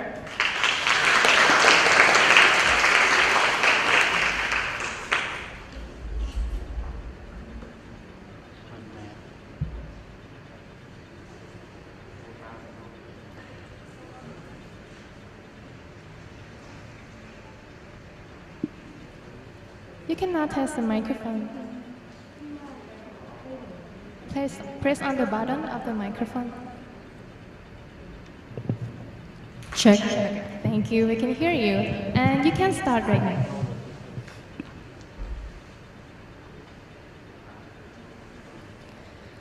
Old habits die hard. A few weeks ago, in campus, I was about to walk out of the canteen and I was looking for a waste bin. I was drinking a plastic beverage, a plastic packaged beverage. And then I stumbled upon two friends who were standing next to a yellow bin with medical waste written on it. So as an attempt to start a small talk, I asked them, "Oh, is that bin only for medical waste?" And to my surprise, they say, "Yeah, it is. But you know what? It's fine, they'll mix it up eventually." Okay, so first of all, no, it's not fine. Second of all, how many pictures of cute dolphins and sea creatures in sea polluted with plastic waste will it take my friend to realize that it's not okay, that waste separation is important? And third of all, how many of those pictures will it take me to realize that I shouldn't have bought a plastic packaged beverage at all? Old habits die hard, don't they? So today, I will be talking about two things that was ineffective in achieving the Sustainable Development Goals and two ways that have a better chance at success. Now let's start with the two things that may be ineffective. The first one is formal education approaches. Since primary school, since elementary school, we were always taught about how to not litter. They will show us pictures of flood, pictures of landslide, pictures of public parks polluted with litters. And in higher education, they told us more advanced technologists, more advanced terminologists. Yet here we are, still using plastic bottled waters. Now let me ask you this question. I'm sure that some of you here were staying in a hotel. What if you actually bring a reusable bottle? Back in your hotel room, there's a reusable bottle, but you forgot and you're already downstairs. Are you going to go back, retrieve it, when next to you there's a convenience store, which is convenient because you can just buy a plastic bottled water for a very cheap price? And that was how formal education approaches have failed us. Second of all, the second is impractical practical tips. What does that mean? Now, back in school, we were taught about craft project, art project. Turn your plastic bottled water, turn your cans into pencil case. But when you actually need a pencil case, does it occur to you to turn a can into a pencil case, or will you just go to the nearest stationery to get a new one? Now, many of us were taught about practical means. We were taught to go green 101. We were taught about to thrift, not to buy the fast fashion products. Well, the most sustainable fashion is the one we already use, but oftentimes the glimmers of the Instagram or online shops of thrift stores blinded us. Now, those are two things that don't work, but what would work? First one, the first thing that would work is actually intention. Make it your intention to live sustainably. Make it your individual responsibility to live sustainably. Mark that 2 hours of your weekend in your Google Calendar to go out to your nearest public park, pick up some trash there. Be the model of the behavior that you want others to show. Ladies and gentlemen, I'm a psychology student. So while I may be talking here, while I care deeply about sustainable efforts, I will talk here a bit. I have talked about things that I understand better, which is individual behaviors, thus individual responsibilities. I want you to know that while those two things may not have worked, they may actually work if we have the intention. The intention to live sustainably for our children. So while old habits die hard, if we intend to change, then they will die eventually. Thank you. Well, thank you for your speech, and please choose one of these for your question.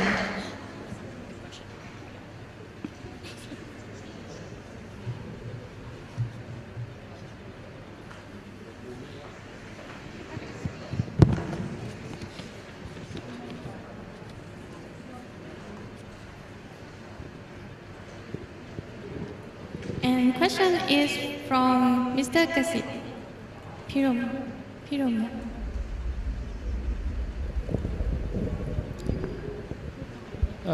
Have you been thinking of working with your student association at your university to push these SDGs 17 points goals?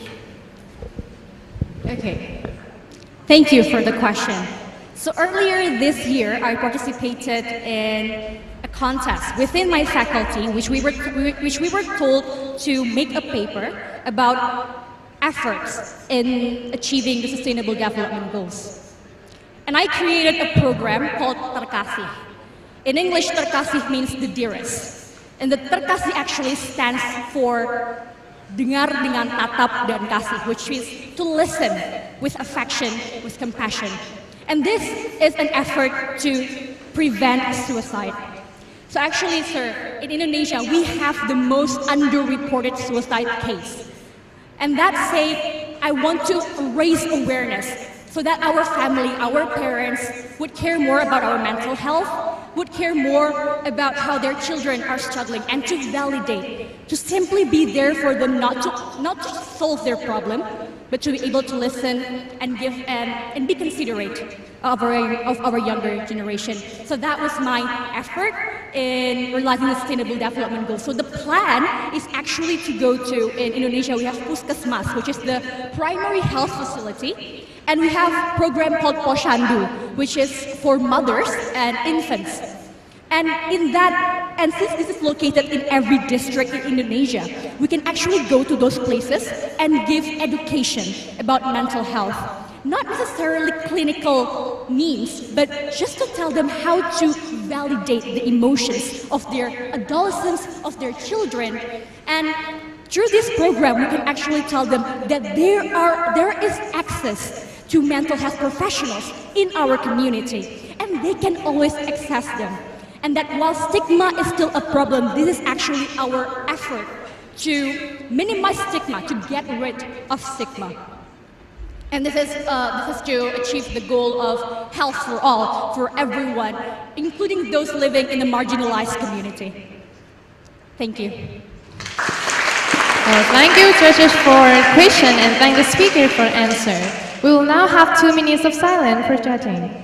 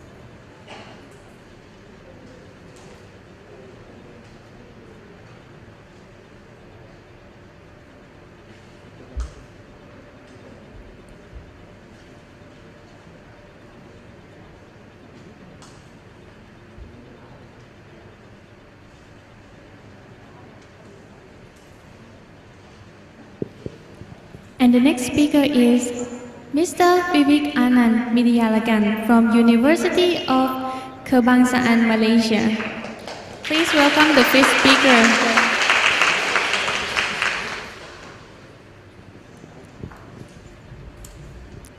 You can now test the microphone. Testing 1, 2, 3. Thank you.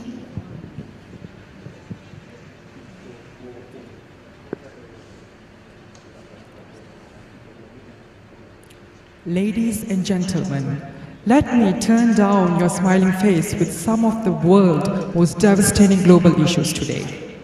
1,247 women were raped from June to November period, and 286 women have faced rape attempts, reported Nadira from the New Straits Times, Dhaka, Bangladesh, focusing on SDG 5, gender equality. Statistics have also reported that the number of dropout cases in Cambodia have increased to 21% in 2022, reported from Cambodia.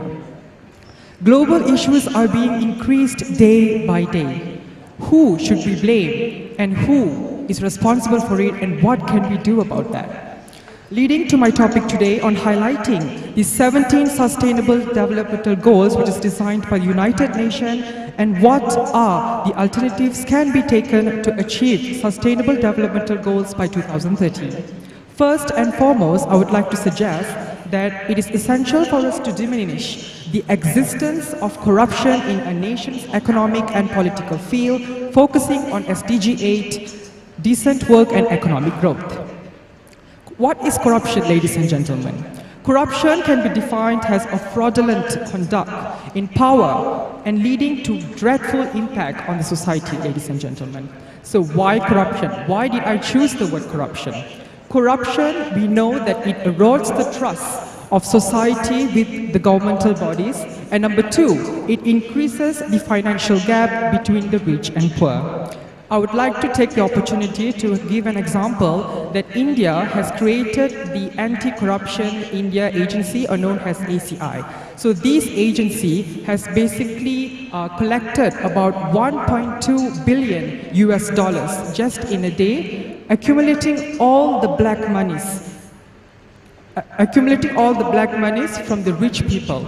So we can clearly see here that leading by having such policies and also agencies, it leads to better, stable financial status of a country, providing a quality life.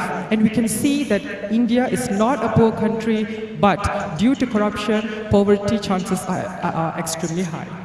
And number two, I would like to say that forming stronger bond of association among the global leaders, especially ASEAN, should also be conducted. Why do I say international bond? Because international bond will definitely develop greater partnership and to enhance the understanding level of work policies, cultural values, and negotiation skills among the leaders. For instance, I would like to relate the country, India and Pakistan, and Russia and Ukraine in this problem. So both countries should have a treaty of friendship policies. And in order to solve the political issues in their border, especially Kashmir of India. So both countries would have no need to ambush one another via a cruel manner. But instead of cruel manner, they should have a more humanitarian approach. And we should bear in mind that leaders should prioritize people's quality of life instead of their personal ego.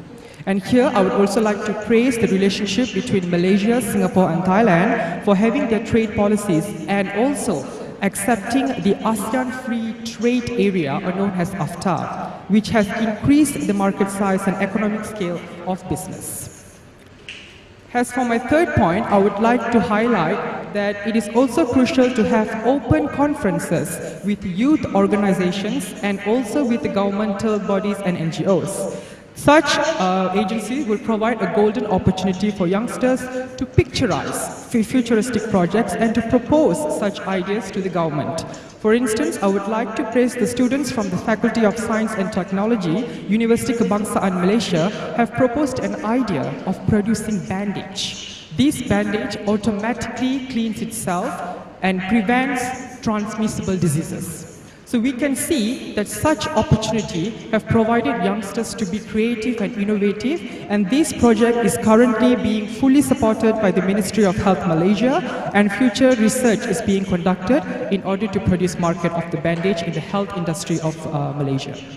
So, in summary, I will say that the 17 SDGs by the United Nations can only be achieved by 2020 through dedication, hardship, innovation and honesty, not only involving the global leaders but also the nation society too. Together we stand, divided we fall. Thank you. Thank you for your speech, and please pick one of question envelope.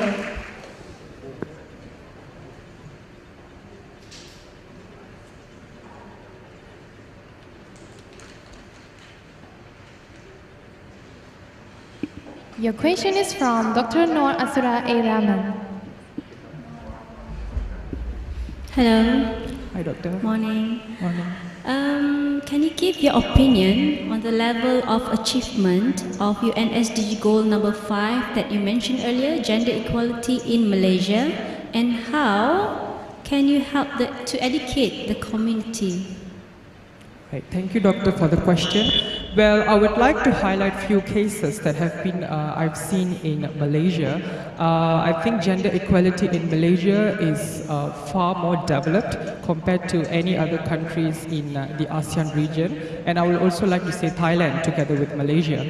And the few cases that I've seen in gender equality, for example, women shouldn't work, or women should not go outside, and women should basically be more, should be less educated compared to men. And this was a prior belief, but compared to now, to 2022, I think there's far more development in such beliefs, and we can see that women are currently being world leaders and also being in various factors as well. So I strongly believe that Malaysia has developed in terms of gender equality as well. Thank you. Thank you, Judge, for your question, and thanks to the speaker for the answer. We will now have 2 minutes of silence for judging.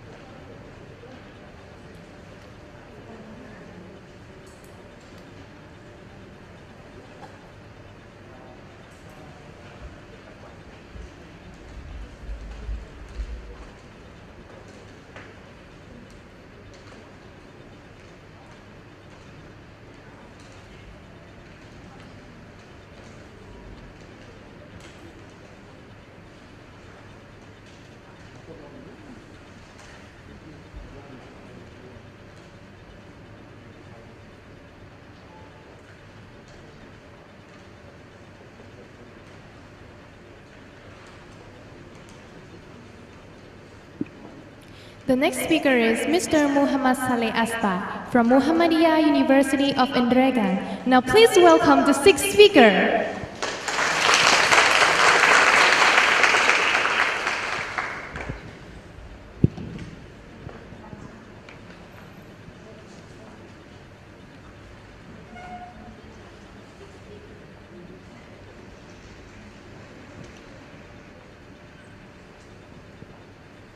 the youth engagement in achieving the global goals. Good morning, ladies and gentlemen, the judges, who I really respect, and the distinguished audience. It is a really big honor for me to stand here to represent my university and to talk about the youth engagement in achieving the global goals. Ladies and gentlemen, it doesn't really matter if you identify as an activist, a master, an influencer, or maybe just an ordinary people that wanted to change the world for the better. Because if you care about social problem that happens around you, then you realize that everyone should involve, including yourself, about how to creating solution and how to solving the problems. And that is enough reason to make you become a part of the SDGs. Ladies and gentlemen, SDGs with the 17 main goals, 169 targets, and literally hundreds of indicators are pretty complicated. But if we make a highlight between these goals, then the main idea of the SDGs is actually to achieving the global goals. Talking about SDGs, as we know that SDGs actually gained popularity since 2015. And with the same goals that never get changed, which is achieving the global goals by the year 2030, or we can simply say the 2030 Agenda. Ladies and gentlemen, in other words, our finish line of the SDGs is the year 2030. And the interesting fact that if we see the time, it shows us that we are in a halfway to it. But the question, did we actually in a halfway to achieving the global goals? Well, to answer that question, we must take some reference that shows us about how far we are right now in achieving the global goals. The report for the SDGs in 2022, if you see the report of the SDGs in 2022, unfortunately, the result is not really satisfying, because the report says, as the world faces cascading and interlinked global crisis and conflict, the aspiration of the 2030 Agenda for Sustainable Development are in jeopardy. With the COVID-19 pandemic in its third year, the war in Ukraine is actually exacerbating food, energy, and human resources. So that's why, if you see, based on the report that I mentioned before, it shows that we are actually not in a halfway to achieving the global goals. And even worse, that we are actually pushed backward. So what do we do now? All right, ladies and gentlemen, a moment ago I just mentioned about reference that talking about problems. Now I'm about to mention about reference that talking about solution. The report from UNDP on localization of sustainable development is a report that discusses about how can we localize the SDGs through implementing policies.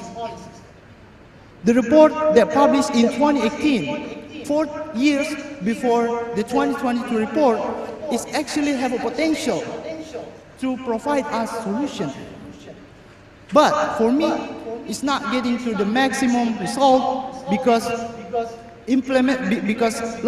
localize the SDGs is not implemented well in a developing country. Even if it says that the 2030 Agenda is a consensus between developed and developing countries in how to achieving the global goals while ensuring that no one is left behind. So where's the point?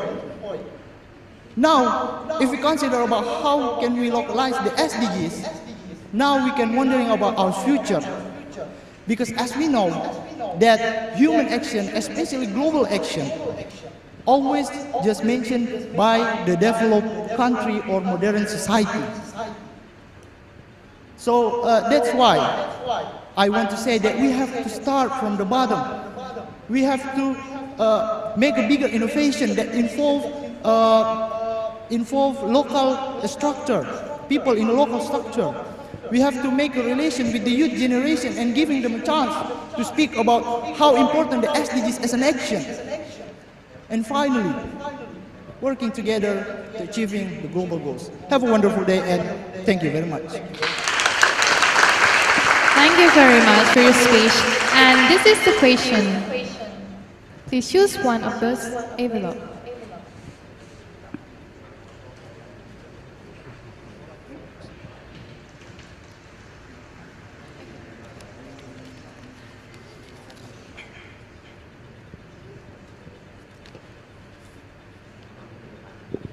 And your question is from Mr. Kasit Pirom.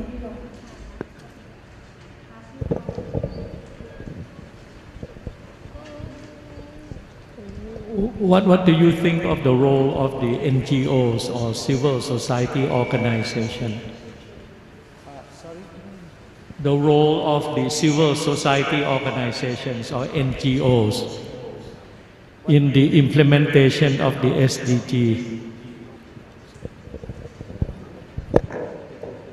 Thank you for the question that has been given to me. I'm going to answer that question. How important the NGOs to relate it to the SDGs. So,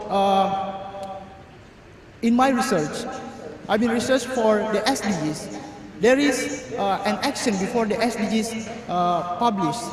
There is Millennium Development Goals, which is the goals that talking about how can we end poverty with increasing our economic value.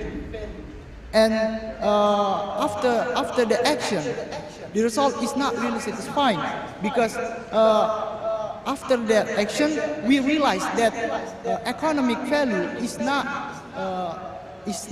the key of the global goals.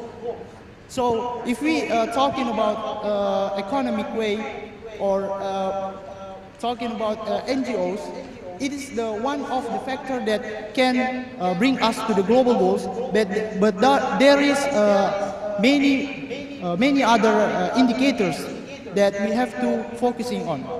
So that is my answer. Thank you very much. Thank you, Josh, for your question, and thank you, the speaker, for your answer. We will now have 2 minutes of silence for judging.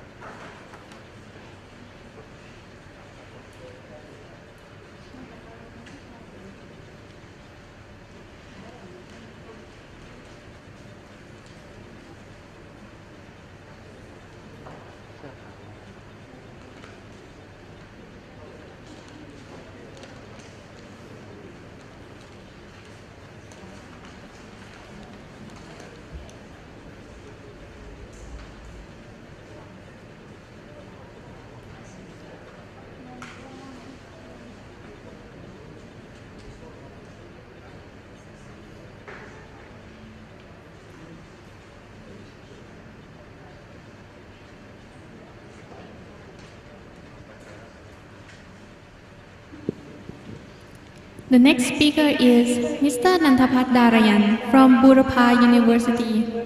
Let's welcome the 7th speaker.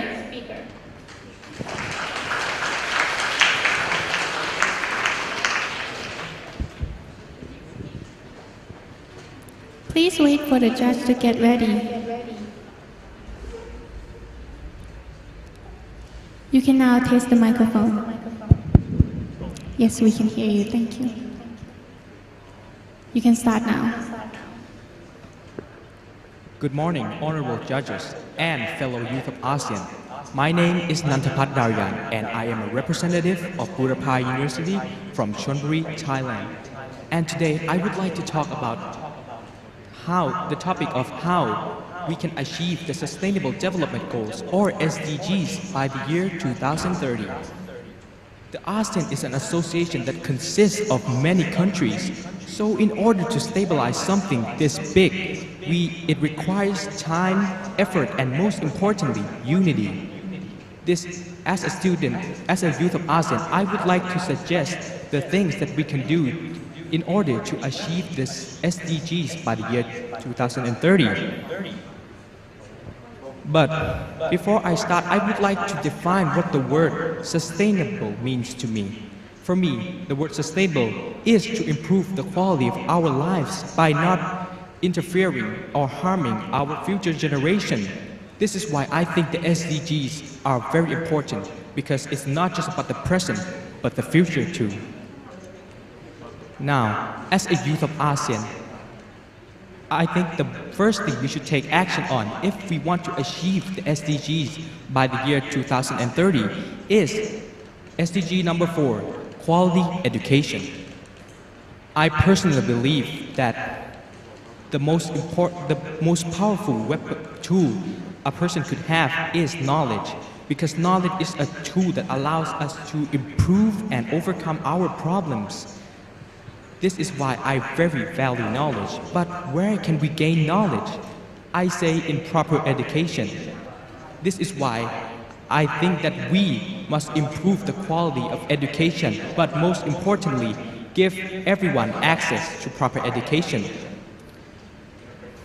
But how will this help us achieve the other 16 Sustainable Development Goals?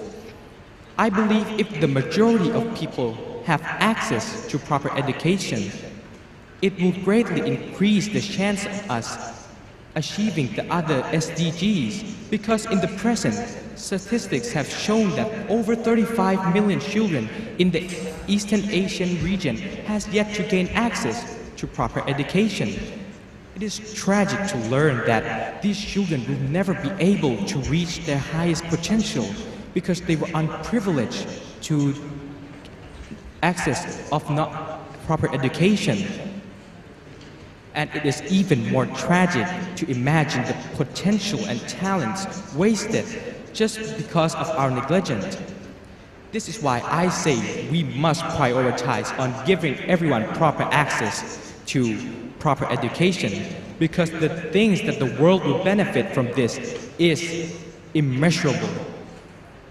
These kids could have grown up to be doctors, and that will help us succeed in having good health and well-being. These kids could have grown up to be businessmen, and that will help us with economic growth.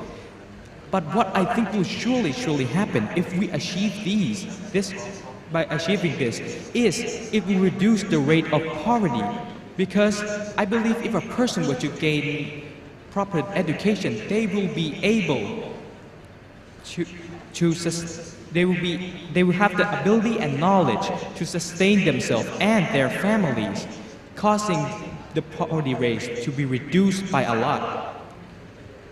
To summarize all of it, I think the most important action and the first thing we should prioritize on if we want to achieve the Sustainable Development Goals by the year 2030 is SDG number 4, quality education.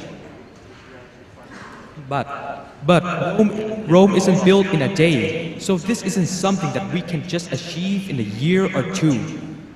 But I believe if we start uniting as one, having consistency and putting in enough time and effort in it, we will be able to achieve these Sustainable Development Goals by the year 2030. I truly appreciate you for your time and attention. Thank you for listening.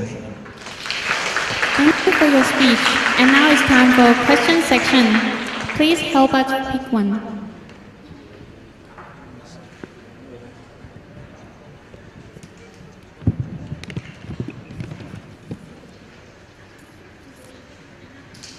And your question is from Mr. Krasit Pirom.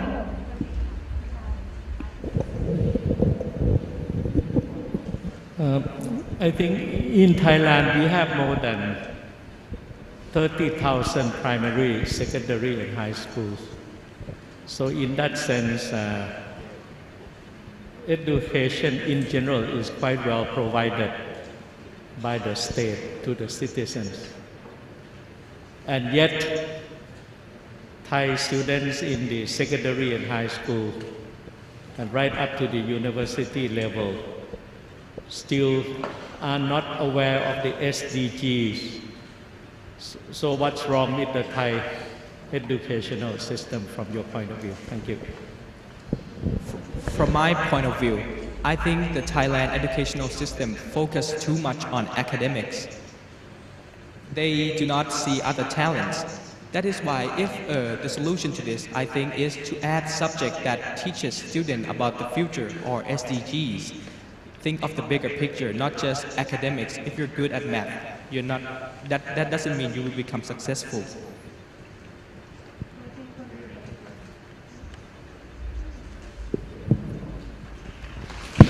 Thank you, Judge, for your question, and thanks to the speaker for the answer. And now we have 2 minutes of silence for judging.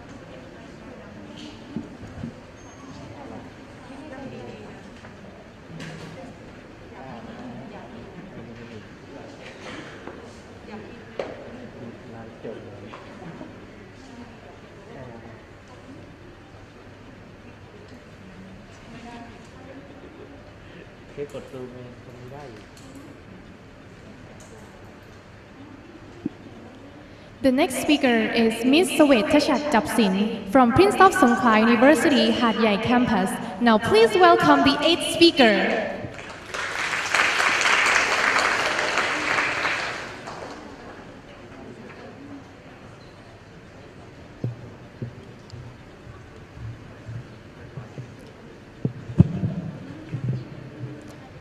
Good morning, committees, ladies and gentlemen. My name is Sawetachat Japsin, student from Faculty of Laws, Prince of Songkla University. How can we achieve the Sustainable Development Goals by 2030? I think everyone here probably already knows what called SDGs, Sustainable Development Goals. Some of whom may not be familiar with this policy. But you may have heard from your ears and see from your eyes through different results. And it's come with a varieties of feeling. It can really happen, and this is really possible in already decades. Today, I encourage all of you to imagine with me that our world is our big house, and we all citizens is a member of the families. As a kid, when we are in the families in our house, when we have problems in our families, fathers, mothers, parents, and the children, you're sitting down on the dinner table and talking with the problems and figuring out how to make these problems resolved. Such as which school would we want to attend, where want we spend the vacations, and the issues about the incomes in our families during the COVID-19. But by the way, in the context of the problems of the globe, the Sustainable Development Goals is a goal set by the leaders all around the world, such as poverty, quality education, affordable clean energies, and decent work, and economic growth. For me, I believe that we need two groups of people that is significant mechanism to make SDGs, Sustainable Development Goals, happen. First of all, leaders. The leaders must have 3 qualifications of leaders. First is a vision. Leaders must have the confidence visions that make the world and pass on a confident decision to make their decision. Secondly, the strategies. This is the structures to reach the goals. Effective leaders must have a clear goal and excellent knowledge and plan to the complete goals. And the third one is the respect. It's an elegant statement. Many people can say that, but they can't not do that. Good listener and brave enough to speak the truth. and speak the truth, not also allows to and resolve the issue directly, but it also say and sends a clear message that you respect to their opinions.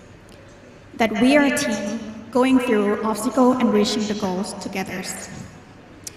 Secondly, but possibly more importantly, active citizens. The active citizens must speak up and speak out for something right and do not stand for something wrong.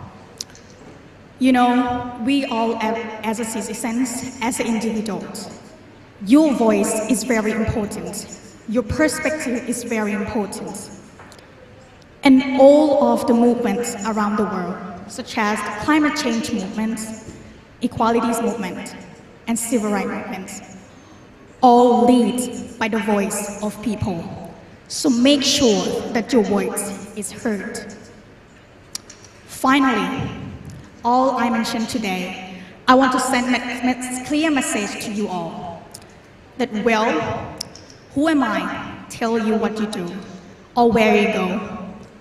We all have different ideas, and I respect that. But we cannot deny that we are looking for the world as a better place and a sustainable world for all of us. So this is your choice to be a part of this. And as an individual, I want you to ready to make a world to the better place. But by the way, I want to send a clear message to the leaders around the world that we need you to be a part of this, of making this happen. Having a plan, having a vision, and speak the truth for all citizens around the world. And make SDGs goals happen in the world for this and next generation together. Thank you. Thank you for your speech. And now it's time for the question. Please choose one of these.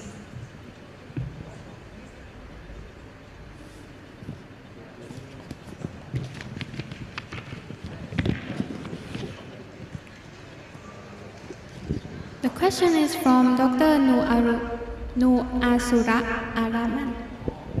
Sawadee. You mentioned on the importance of leaders' role to achieve UN SDG just now. If you are given the chance to lead a group of SDG, what is the first step that you would like to do? Which SDG needs the most attention? For me, as a student, as a law student in the Faculty of Laws, and as a student in the education system, I want all leaders to pay attention on the education, because the education is a fundamental of the basic needs of the people around the world. And if they have the basic needs, that is education, they can fulfill all their basic needs and all others' basic needs around them. Thank you. Thank you, Judge, for your question, and thanks the speaker for your answer. We will now have 2 minutes of silence for judging.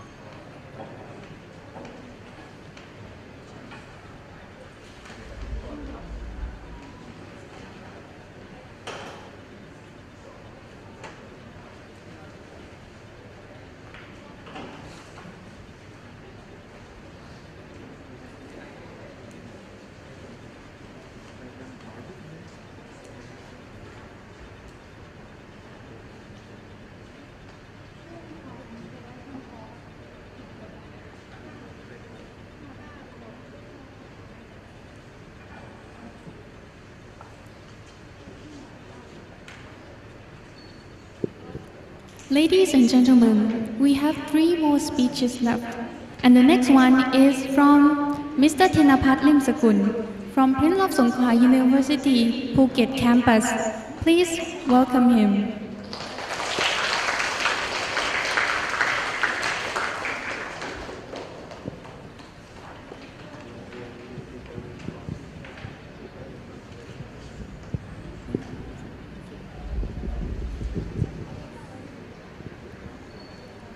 The speaker and the judge are now ready. You can now test the microphone. Test. Thank you. You can start now. First of all, good morning to honorable judges and the ASEAN youth around here. First, let me introduce myself. My name is Thinapat Limskun. I am a first-year student from Prince of Songkla University, Phuket campus. And today, I want to talk to you about how can we achieve the Sustainable Development Goal by 2030. As we know today, the ASEAN society has undergone the enormous changes, both caused by globalization or even changes from situations such as wars or conflicts that make the society change in many aspects, especially in the 21st century era when the world is moving forward quickly. So this allows the people access to the technology, to the information and changes more easier. And it also affects the long-term development of the ASEAN as well. And Sustainable Development Goal or SDG is what will make this long-term development clear and can achieve the goal. So I want to ask everyone that by 2030, how can we achieve the Sustainable Development Goal? Let's take a look at the ASEAN countries first, alright?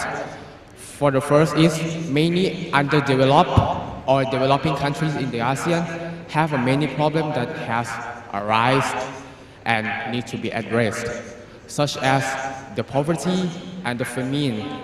Also, problem about the education as well, problem about the infrastructure or utilities, or even the problem of gender inequality that will be the precursor of social inequality later. That is the main problems that need to be solved urgently. And how we as a youth can get involved and use the SDG to help solving this problem. Let's take a look at the closest subject, which is education. Everyone knows how important of education, right? So, as a youth and as an ASEAN citizen, we need to promoting and supporting the quality education, which is one of the Sustainable Development Goals. I will take an example from my project, from PSU volunteer. Each group needs to do the project, right? So my group doing the project that involved for the education. So we're going to teach the English language for the underprivileged children so they can gain this knowledge and access the wider knowledge in the future. So they can use for in daily life and also for the lifelong learning as well. Or the problem of gender inequality that I said earlier, it will become a precursor of a social inequality. So as an ASEAN citizen, we will not tolerate to any forms of inequality behavior, such as social harassment, which is the big problem in the ASEAN society right now, both verbal and physical, and also some of the privileges that can cause the social inequality in the future, we will not tolerate to any form of it. So let me sum up my thought. I believe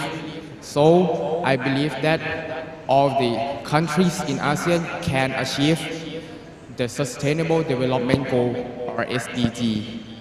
We need to have a cooperation from the government, private sectors, or of course the citizens of ASEAN, especially the youth and the children who will be the driving force to make the society livable, sustainable, and also enable to make all of 17 goals, all Sustainable Development Goals, make a further development to the ASEAN society in the future.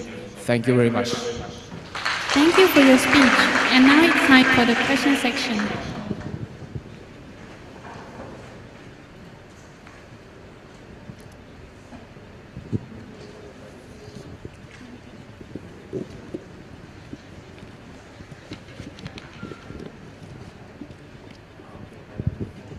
Okay. The question is from Dr. Nu Asura Aran. Swadika. Swadika. Give your own experience on achieving the UN SDG goals. I will talk about my project, which is the goal is linked to the quality education, right? And for my project is to teach English language to the underprivileged people. So it's kind of like, as I said earlier, we need to promoting and supporting quality education that everyone can access and using it in the lifelong learning as well. So teaching the English language to the underprivileged children, they can get more like a knowledge to communicating to each other people like foreigners, and also they can have a wider knowledge that can access to the new things in the ASEAN, especially in ASEAN right now, which has developed faster and faster every day. So every student can be access to the quality education and make it easier everyone to use it for lifelong learning. Thank you. Thank you very much for the question and the answer. Now we have 2 minutes of silence for judging.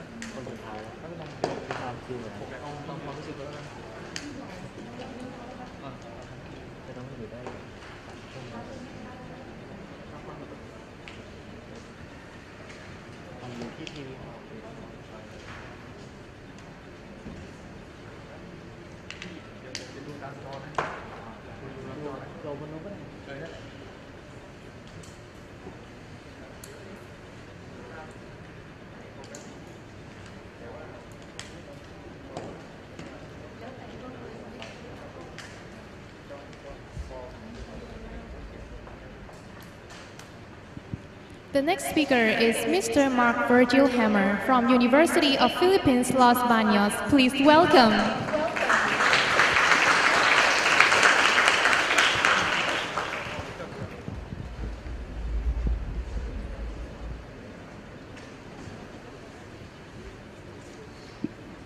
Please wait for the judges to get ready, and you can test the microphone before start.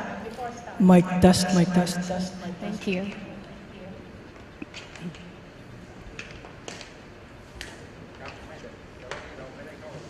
To the panel of judges, PSU staff, guests, speakers, professors, and my fellow students, a pleasant day to all of you.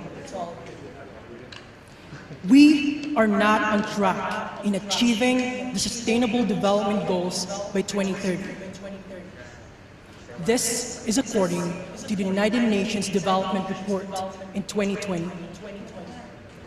According to them, we are not on track, and that the speed of accomplishing Sustainable Development Goals is not possible to reach the 2030 deadline. In fact, in the year 2020, we were only able to achieve 3 out of 21 Sustainable Development Targets. However, I believe that this news shouldn't discourage us, but instead, we should take this as a wake-up call to unite and collectively take part in achieving the Sustainable Development Goals. In the Asia-Pacific region alone, there are over 750 million young men and women, which constitute the 60% of the global youth population. However, many of the young people today are still unaware of the Sustainable Development Goals.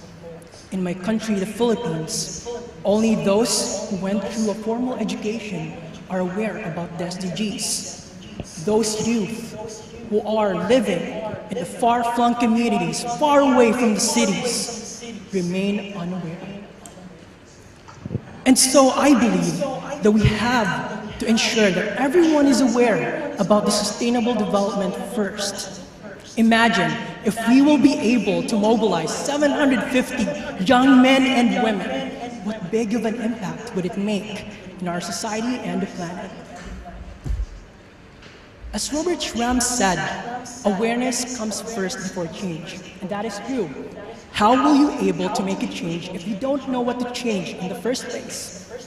So it's our responsibility as youth with knowledge about the Sustainable Development Goals to engage in conversations with our friends, family members, peers, school teachers, and even the people in our community to tell them what SDGs are and the role that they have to play in achieving them.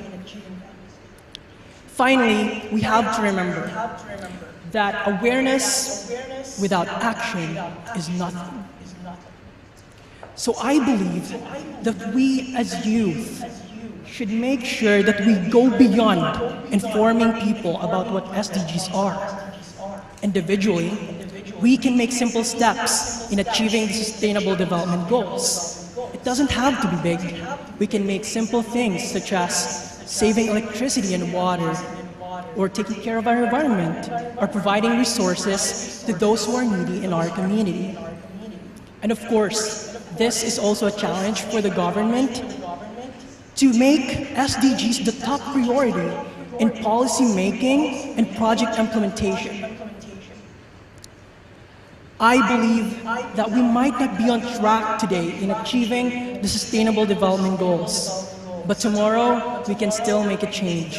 We still have a few years before the 2030 deadline in order to make a difference in our own communities.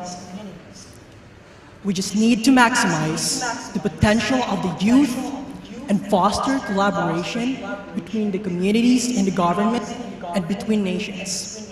In the ASEAN region alone, we can take advantage of the One ASEAN spirit. As Helen Keller once said, alone we can do so little, but together we can do so much. To the panel of judges, guests, speakers, PSU staff, and my fellow students, thank you very much for listening and have a pleasant day. Thank you very much for your speech. And now it's time for the question. Please choose one of those.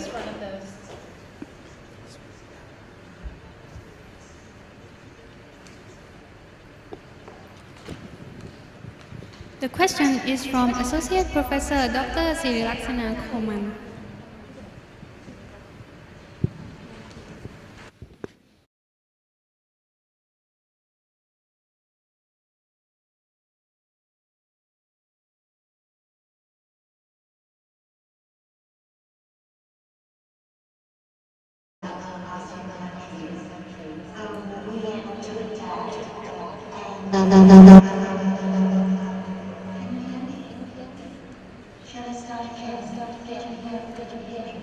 I'm sorry, can I ask you the question again? All right. Yes, you mentioned the importance of education, but during the pandemic, I'm sure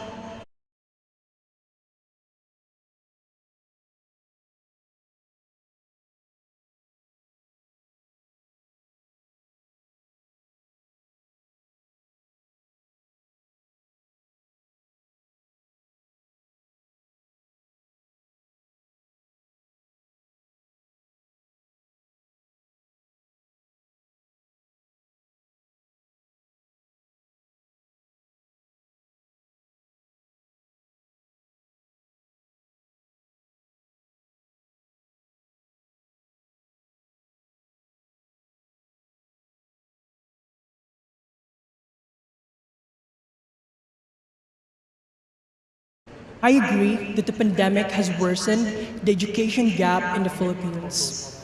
We are an archipelago with thousands of islands, and so many islands weren't able to access online learning because of the difficulty of connecting to a stable internet connection. However, throughout the pandemic, I have also seen different movements going directly to far-flung communities, but of course, with still following the travel restrictions. I've seen different movements that worked in ensuring that those who live in far-flung communities in the Philippines can still access education. But of course, we shouldn't stay like this. We know that online education or online learning has worsened education gap. And that is why in the Philippines, we are pushing for a safe school reopening. And I believe that every Southeast Asian countries should also do that because many children are at a disadvantage with online learning. And with physical or face-to-face classes, many students will be able to learn more from their classes. And I believe that with the spirit of one ASEAN, we will be able to overcome this challenge brought about by the pandemic. Thank you very much. Thank you, Judge, for your question, and thank for the speaker for your answer. We will now have 2 minutes of silence for judging.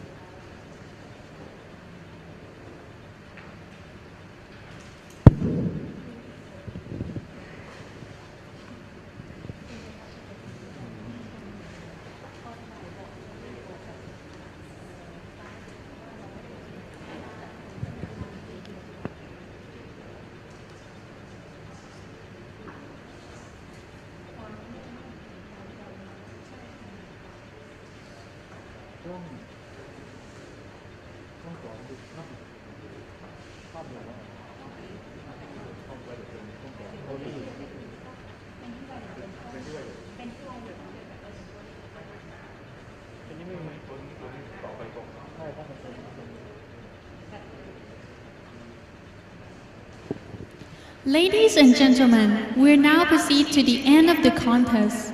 So, please welcome our final contestants for today, Ms. Nabila Silsiyanisa from University of Alanga.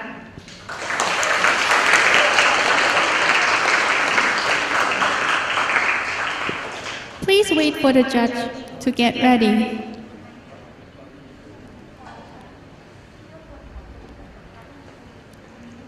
You can now test the microphone.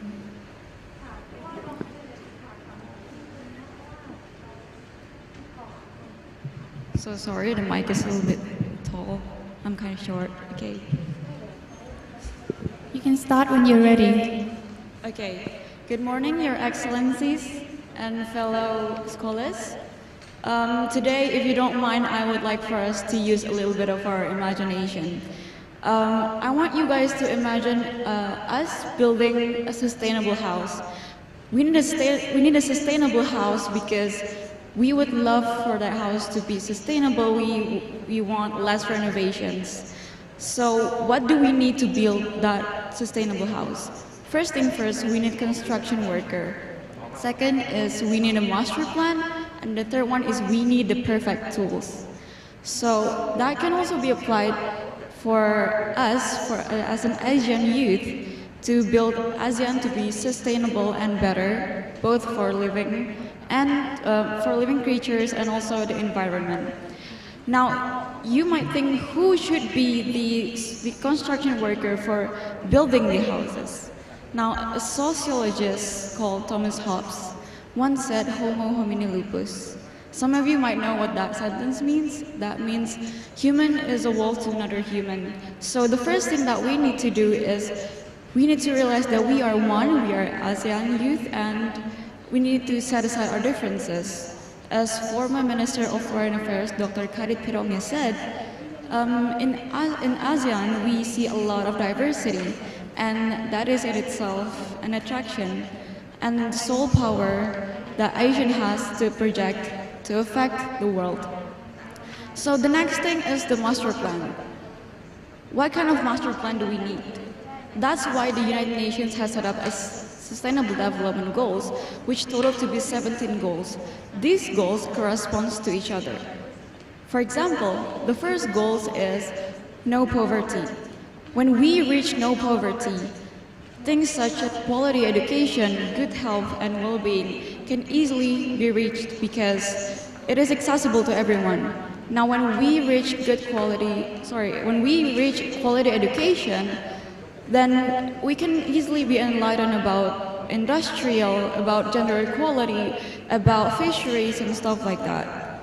So the next thing is the perfect tools. What kind of tools do we need?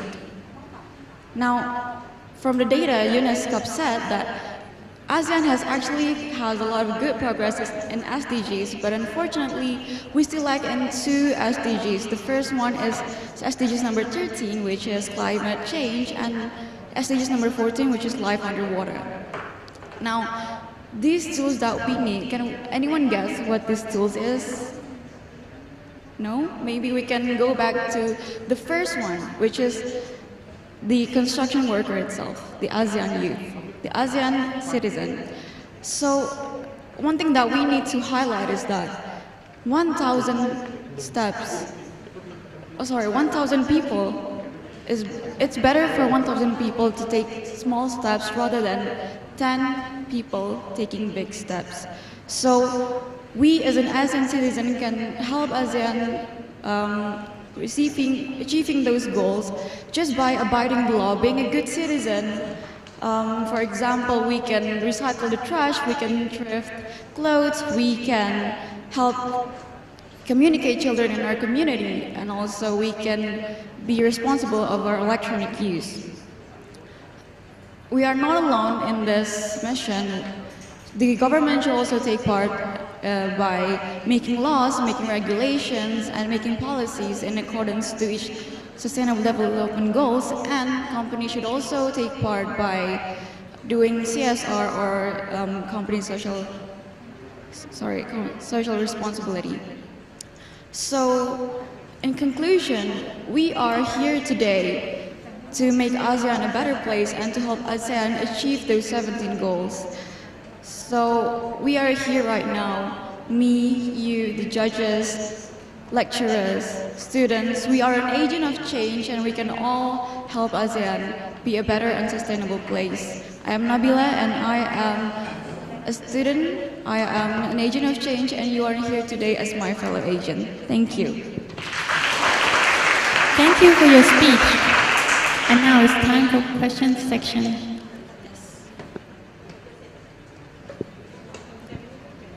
And the question is from Associate Professor Dr. Sirilaksana Coleman.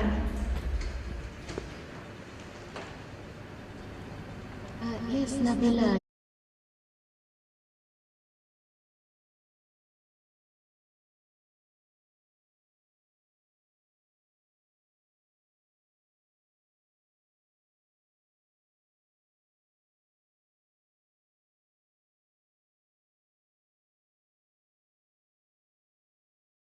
As an agent of change, I am personally a student of Erlangga University from Surabaya, Indonesia. In the past, I have participated in projects such as helping educate the children in the community, the marginalized communities especially, where those children cannot access good quality education. So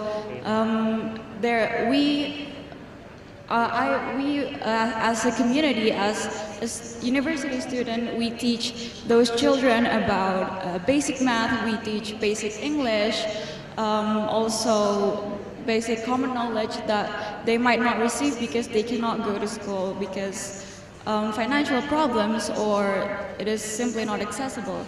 Other than that, we have also participated in projects such as recycling clothes by selling used items, thrifting clothes, as I said before, also a project of one of our university project called Clean Up the Beach, where we clean up a beach near our university. Also, we also try to help the community around us by giving, like I said, lectures, common knowledge lectures, common knowledge, and small courses that they could take. Thank you. Thank you, Josh, for your question, and thanks the speaker for the answer. And that is the last speech for today. Let's congratulate all of our contestants, and we wish you all the best of luck. Thank you so much.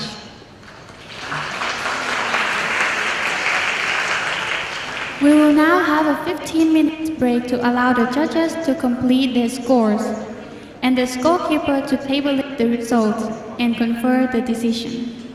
Ladies and gentlemen, please be informed that the announcement of our winners will be made on September 18 at the farewell dinner. BC Building, first floor. Yes, and as the contest master, we would like to express our sincere thanks and cordial appreciation to role takers, all contestants, and judges from both rounds, facilitators from the International Relations Clubs, staff from the Dr. Thanat Kauman Asian Studies Center at PSU, and all of you for supporting us to make this speech contest a success. And the contest is now adjourned.